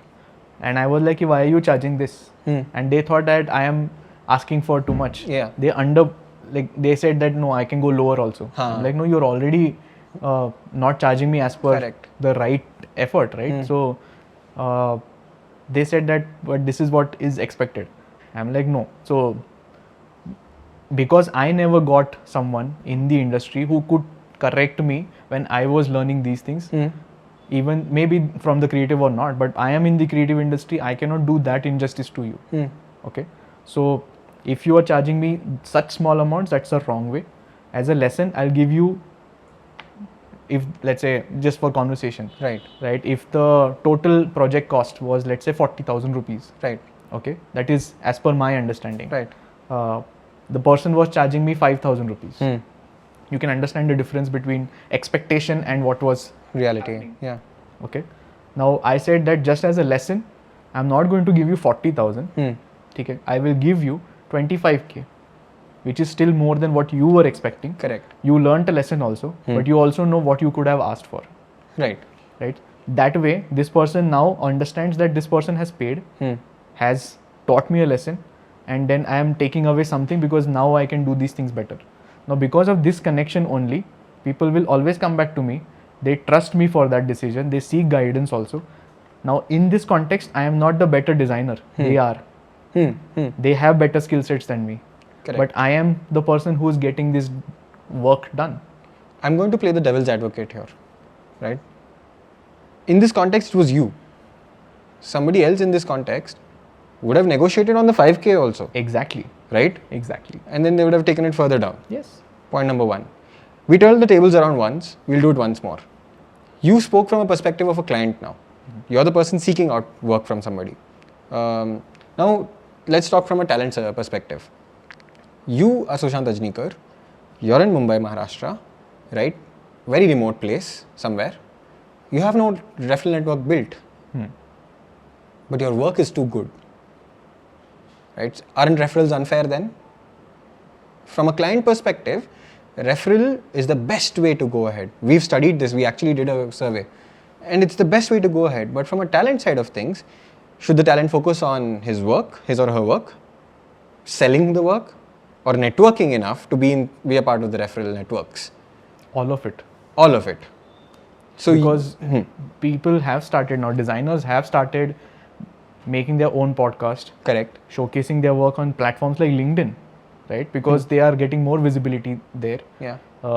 They are a lot more vocal about how they are doing sessions or in going to colleges and doing these kind of exercises with different students, even though they are also starting off their journey, right? And I think that's a great way, because that's something I can never do. My generation, at least I consider like a very old generation of my side, right? I could never do those things. I was also thinking, okay, I am not qualified enough. But today they have started figuring these things out, right? And actually it is giving them visibility. Because just take a look at some of these examples. A person in college has at least 50 people in the class. Absolutely. That means that person, whenever they are showcasing something on LinkedIn, 50 likes are For definitely coming, which again has its network effects. Yeah. Right? So think of the visibility from that perspective. Yeah. Each student doing that is going to have a crazy network effect. Right. And that is what will also bring them visibility from a client's perspective.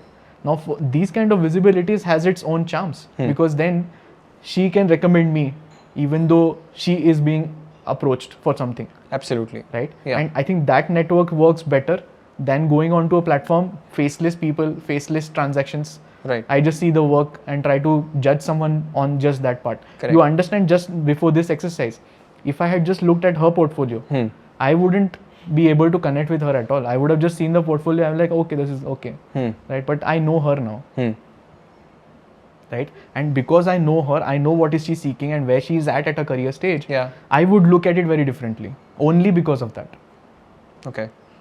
Otherwise, just a transaction, 2 seconds I will spend on that. Like, okay, that's it. So in the segment of bursting bubbles, what can freshers expect as a salary? An entry level salary? What kind of designer? Let's say graphic designers and then UI UX designers, both. Okay, so 2 different kinds of verticals of design. Actually, Absolutely. right? It depends from city to city, and it depends from company to company. Let's be talk very honest. metro. Okay, so if I take a tier 1 metro, a graphic designer can start anywhere between 35k, can go up to 55k. Okay. As a decent start. Entry level. Entry level. Fantastic.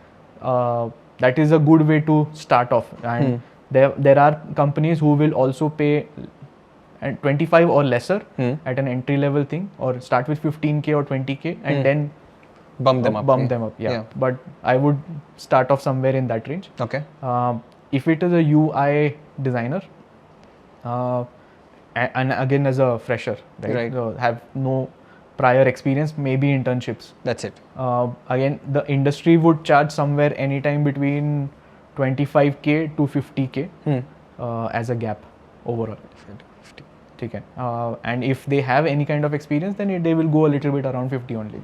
Makes sense. That way. So, but the problem is later, right? So, the freshers start off on whatever ranges. It's the peak that is the bigger problem today in the industry. Yes. That was my next question. Oh, acha. That was literally please. my next question. So, at the top of the field, what's the ceiling limit? Again, it's a very different thing, right? There is no number, to be honest, because there are companies who are mature in their businesses, they can afford certain things, and then there are companies who are very well funded and can afford a lot of things to be giving out like that. So skill set is subjective in all of these contexts, okay? But a top tier designer for any of these kind of companies would have experiences of anywhere between 8+ years to 15 years. Okay. Okay, which is considered senior in a lot of ways, right? So I am a dinosaur. I am not at all relevant in any of these things. I won't qualify for any of these rounds also. I wouldn't say that, but so now, because if you see a person who's at 8 years plus experience to 15 years, an average age group would be somewhere around 28 to 35. Absolutely. Most of the times. Yeah. Somewhere around 35. That way, upper limit. And because of that,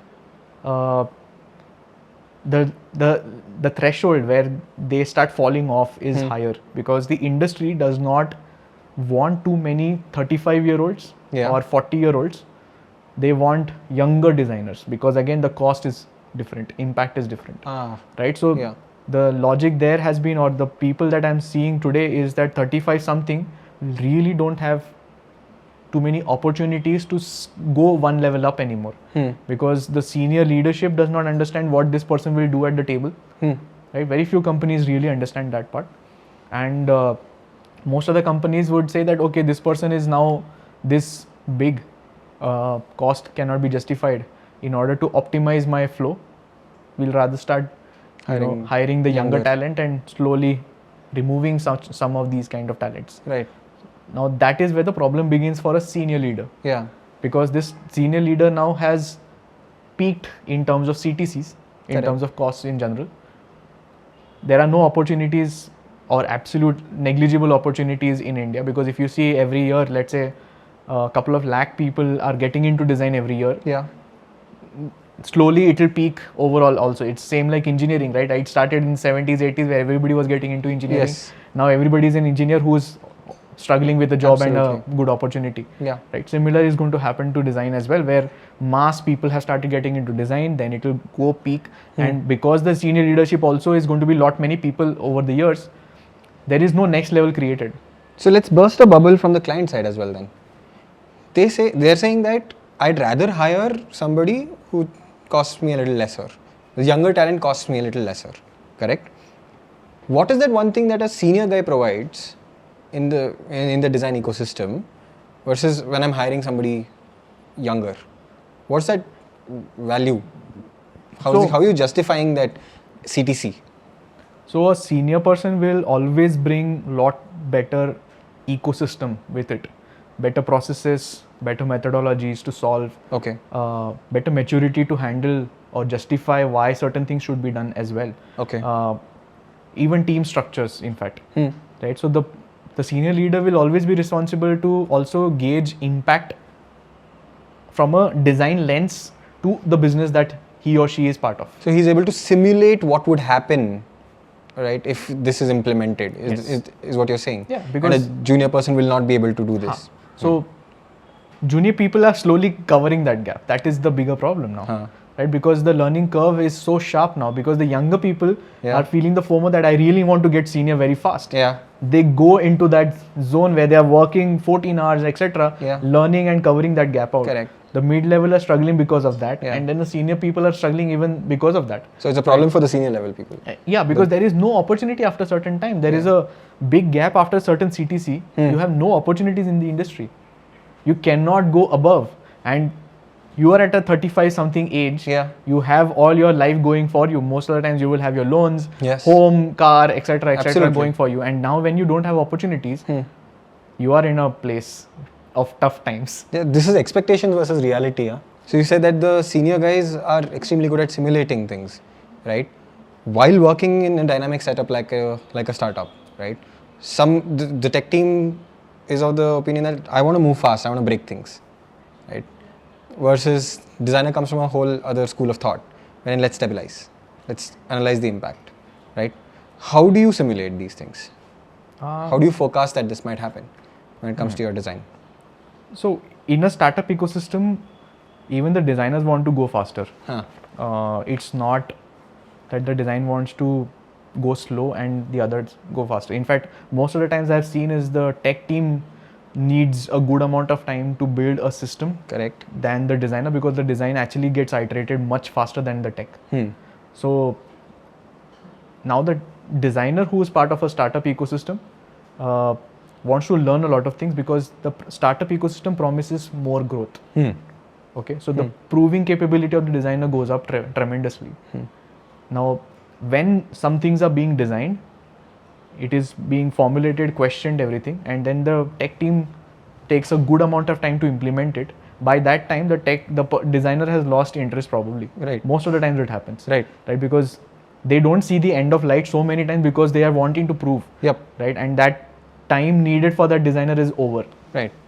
So most of the time the designer gets out of that company altogether, and then the tech team implements all of those things. The impact that was done is nowhere then passed on to the teams that way. The validation of the vision coming to reality does not happen very quickly, you're saying? Because in a startup ecosystem, or today, at least the designers, they don't spend more than 2 years in a company, right? And it is lesser, in fact, right? So 1 to 2 years is max that I would expect today, at least. overall. Right. Now, every product has its cycles. There is an MVP stage, then there is a place when they will really start peaking as well, and then will stabilize also. Yes. All of these cycles are not seen by one designer. It is multiple designers, right? So now the credit is faceless, right? So because the senior person who has been there, only that person is supposed to get that kind of visibility. Yeah. But because that person also might get out, right? It is not understood. Correct. And design as a field has not been understood still. It is slowly getting better now, but it still needs to justify on if I change a color of a button, what is the business impact it is going to be bringing to the table, which is so difficult to justify. How can you justify some of these things? Yeah. Right? Now, you talked about aesthetic and creative things. Yes. The designer will say aesthetically this will look great. Huh. On the product side of things or the business side of things, they will say if I put in this amount of time, engineering bandwidth cost is this much. Yes. Will I get returns on that? On it. Yes. The designer is like, I just want to make things beautiful. This is a fight that we had yesterday. This is as fresh as yesterday. We had a big argument about this. In the middle of a sprint, a development sprint, a scope creep was brought into place. Suddenly, it was not a scope creep, but according to her, she said, "Yeah, I'm just trying to make it look better. I'm trying to put my opinion forward." I'm saying, "Boss, I have other features to implement next." Yeah. So, how do we deal with this? What is the best scenario to deal with this? Just a small thing. Huh? The PR team, I would say it was not a fight, it was a healthy argument. Sure. It was a healthy argument. Sure. Wherein Nobody fights, yeah. Yeah. So between the development team and the design team, there was a healthy argument wherein she and Swaroop sir, they wanted to make the product better aesthetically and pleasing to the eyes. We wanted to get it into the hands of the consumer. We are saying, boss, timelining it. My PM is shouting at me.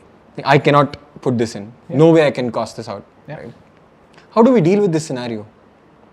There is no template, right? Like There's no template. A designer will always look at some things which it cannot be justified in numbers. Correct. And if everything has to be looked at as numbers, you will have to trade off something. Yes. Okay. Now, most of the time it is the designers who end up trading off. Yeah. Somewhere the designers also will start shouting, saying that somewhere you need to listen to me. Yeah. Because after a good amount of trade-offs, the designer still wants to update the portfolio, showcase it to the world, saying that, hey, this is what we have been working on. Yeah. Right? Now, whenever that has to happen, it needs to look beautiful. It cannot be said that because of 5 sprints like those, I could not make it this big. Yes. Because when the designers will start reviewing portfolios, they will only like, hey, this color was not aesthetic. This is not looking perfect. This should have been this way. But nobody understands the mediocrity at that point in time. No. Because when you are being reviewed as a designer, people will always judge you for the kind of visual quality you bring to the table. The maturity still hasn't gone for the amount of problem solving that has been put in. Correct. Which is why the portfolio, when somebody is designing as well, including designers, Yes. they should talk about the scenarios that it was designed in. That's yet another bubble, by the way. Does your portfolio define you? No. My portfolio cannot capture me. But should it? I am unable to do that. So an ideal portfolio is supposed to capture you, or? I think as you grow in your design function, the more you grow, there is no requirement for a portfolio, I believe, because it cannot capture the amount of things that you have made it possible on. Okay. There are multiple scenarios, there are multiple challenges.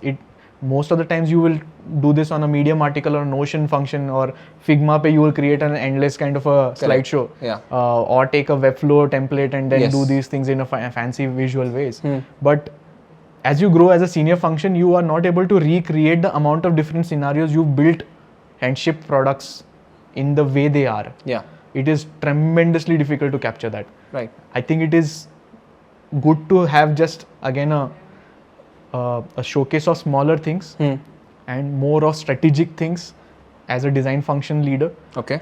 And talk about that these are the things you brought impact on. Okay. And this is how it was done. Lesser the visual, better it is for a senior leader. Yes. Because they are not anymore just looking at the color. They are talking about the large impact that the system brought they have worked on. Correct. Do you have a portfolio?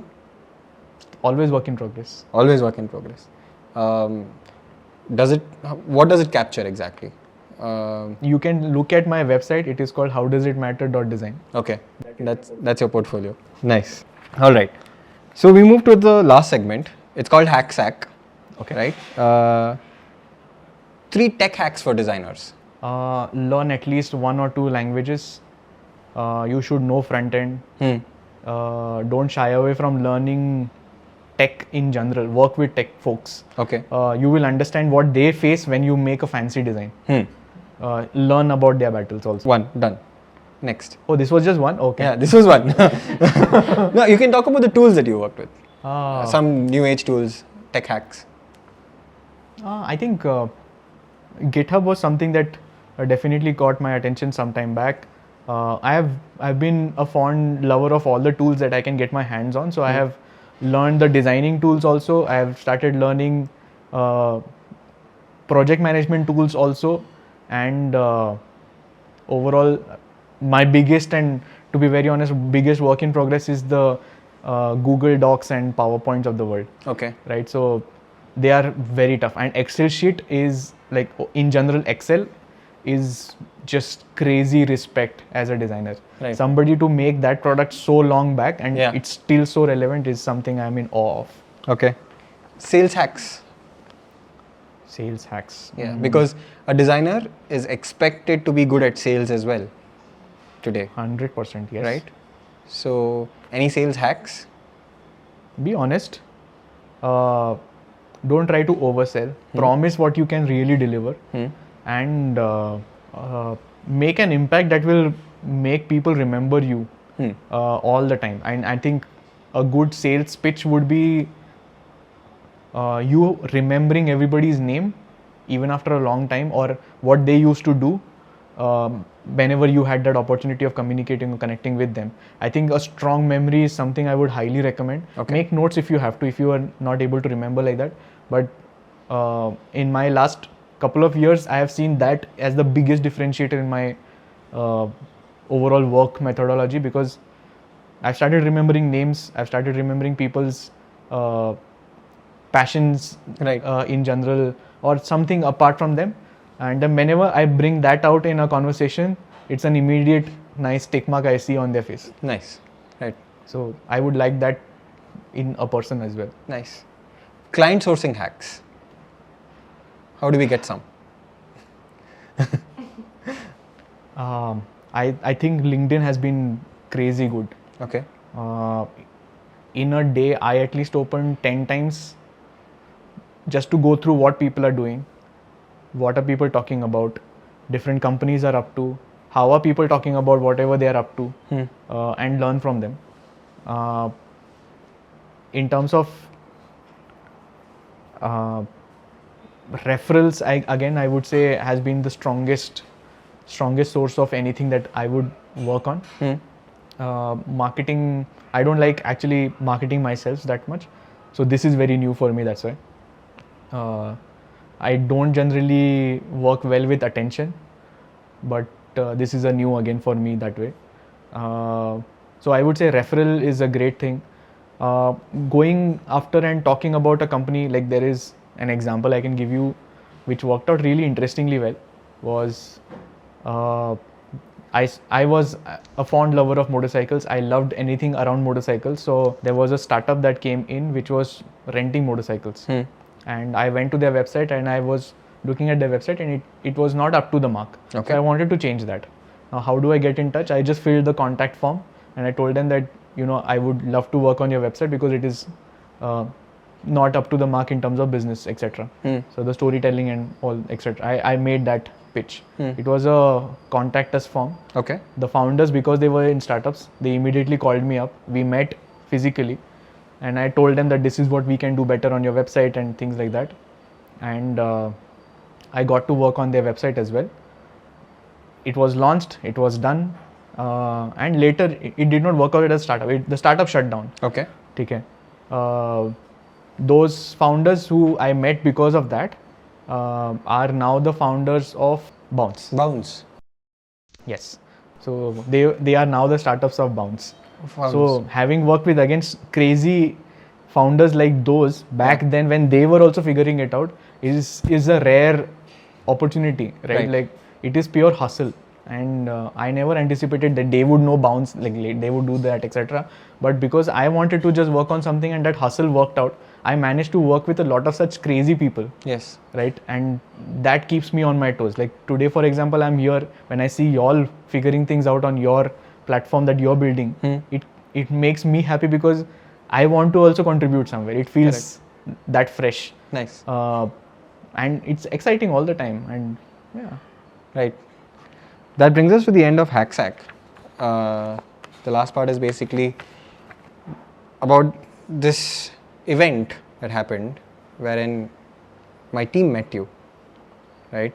The Design Collective, right? Can you talk about Design Collective quickly and tell me why you started it, or why behind Design Collective? So the initiative of Design Collective was actually quite simple.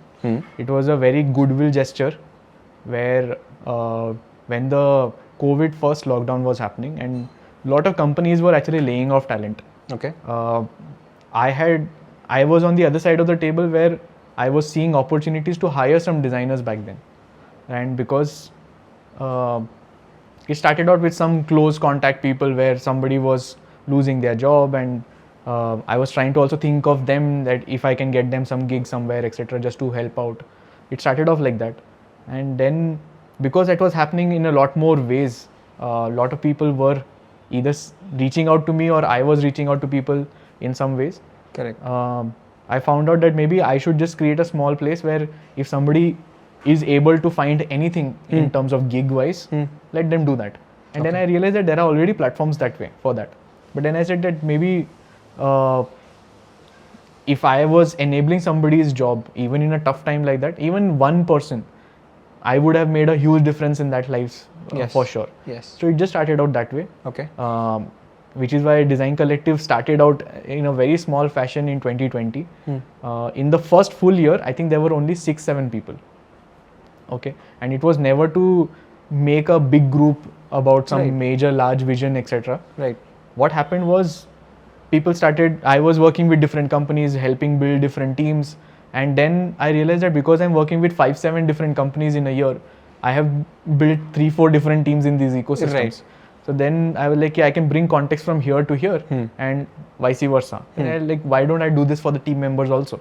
So I started putting these teams together, right? So now a fresh designer from one startup to the other designer, they could communicate because of that. They could talk about their challenges, problems, absolutely, on how they are solving it. Somebody would have solved in something, they could talk about it that way. And that became a good way to then build this portfolio thing also. Right. So Design Collective then started growing. We are still, after 3-4 years, just 180 people, where we meet monthly on a G-Meet call. Yeah. Everything is free. There is no walls on how you should enter this group. Fantastic. You only have to be a creative individual.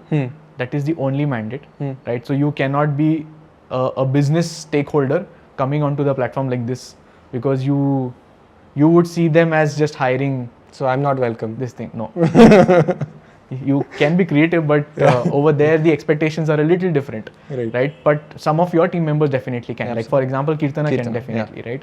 Or the other engineer, AI person who I was interacting with, Mohit. Yes. Right. So definitely he is welcome there, because the thought process that he might be able to bring in the group like that is going to be a different way altogether. Absolutely. So was that the agenda of the offline event as well that happened? Yes, it was the first of its kind. And we crashed it. And you guys crashed it. And look where we are. Yeah. Because of crashing a Design Collective event, we are in this podcast today. Thank God we did that. But apologies for crashing. That's the thing, right? Like you remember, like I remember Karan and Mohit coming there, and they were all like Sushant sir and whatnot, and then we just connected as humans, and that connection again helped us, because after 7-8 months, Karan again reached out. All right. Yeah. So and then we started talking about again everything. Like by that time, I knew what Crezam was, because he had spoken that time. I remembered it. Yeah. And he also knew who this thing was. So it was just natural, right? So somewhere that sales pitch also came into play, because I remembered you guys remembered me. Yeah. Right. And it was easier to just talk rather than some barriers of sophistication and seniority everywhere, right? And then we met in a third wave coffee wala part. Yeah. That conversation went on easily. Today we are Correct. doing this. Yes. At what cost are we really doing this? Nothing, right? Right. So Yeah. isn't that how it should be as a natural progression for anyone Absolutely. out there? Yes. So that you guys are putting me in a place like this where this is of great means to me. It's on a chair. Like I have never been put on a chair like this, right? But you guys think it is important. It's necessary to get the voice out. So- Absolutely. I can only oblige and give something back, right? Right. That's how Barter works. Right. One last question. We documented your entire journey, right? Where do you go from here? What's your end goal like? Being a traveler, that's a very different kind of a question. Okay. Because there is no end goal. You don't end anywhere till you are literally ending on your life terms, kind of a thing, right? So this also is somewhat like that only. Being this kind of an entrepreneur or solopreneur, whatever that is, right? It's more of a decision that you can continue for long term. It is not to go for anything short term like this. So the vision also is that you have to create something for the next generation or the next version of better people out there who can start doing way better than what you could. So the vision for the company is to create a lot more design entrepreneurs in the ecosystem who can get better and better as designers as well. Because today what I see is I see a lot of designers. I don't see too many entrepreneurs who are understanding business and coming from design fields and gunning it that way.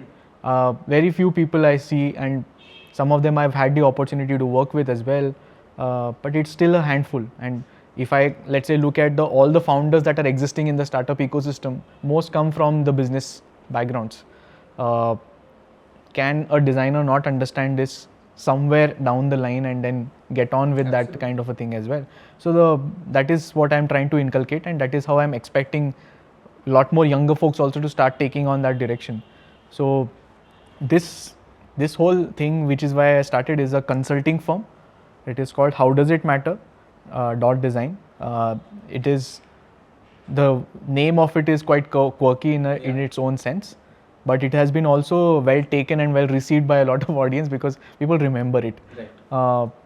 So as I was growing as a designer in my younger stages, people always did not understand design, and because they always did not understand it, it was like ki, how does it matter? It's just couple of colors. How does it matter? It is just couple of layouts like these. It takes 5 minutes to make iterations like those.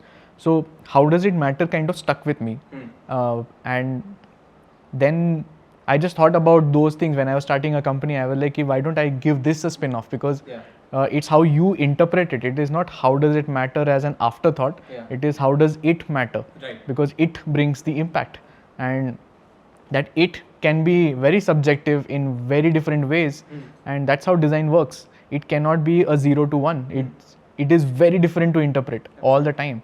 So that's how the name came into shape, and idea is to build empathy in the ecosystem. So far we have worked with 25 odd different startups, lot of learnings, lot of doing different things as a founder also. So you don't, it's a very solo journey. You really cannot disclose what your battles are on a day-to-day basis. You cannot disclose confusions, misunderstandings, or even an impression that you may have been able to have built in front of a client or a founder, another founder that you're working with.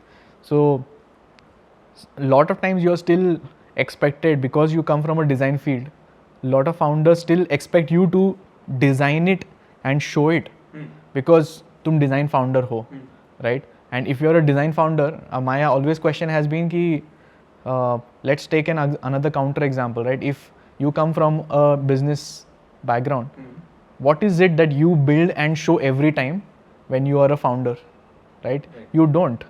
You bring your methodologies to your skill set, you talk about your vision, and you're trying to build something.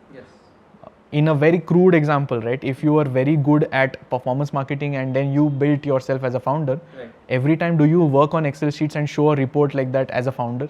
No, you don't. So as a founder, when you are going into that kind of a zone, You're not expected to always do your core skill set, which is the part of your large group of things that you are actually commanding, right? But founders in the other side still don't understand that. Right. And that is the gap that we need to close, because once a lot more design entrepreneurs start coming into space is when this gap will start closing down. And I think that is what also in the new age with the AI and everything will start coming in. I hope this gap starts going smaller. Absolutely. To retrack, I think what all have we covered today? We started off with a small cinematic journey of Sushant Ajnikar and career journey, and then your opinions of formal education versus self-taught.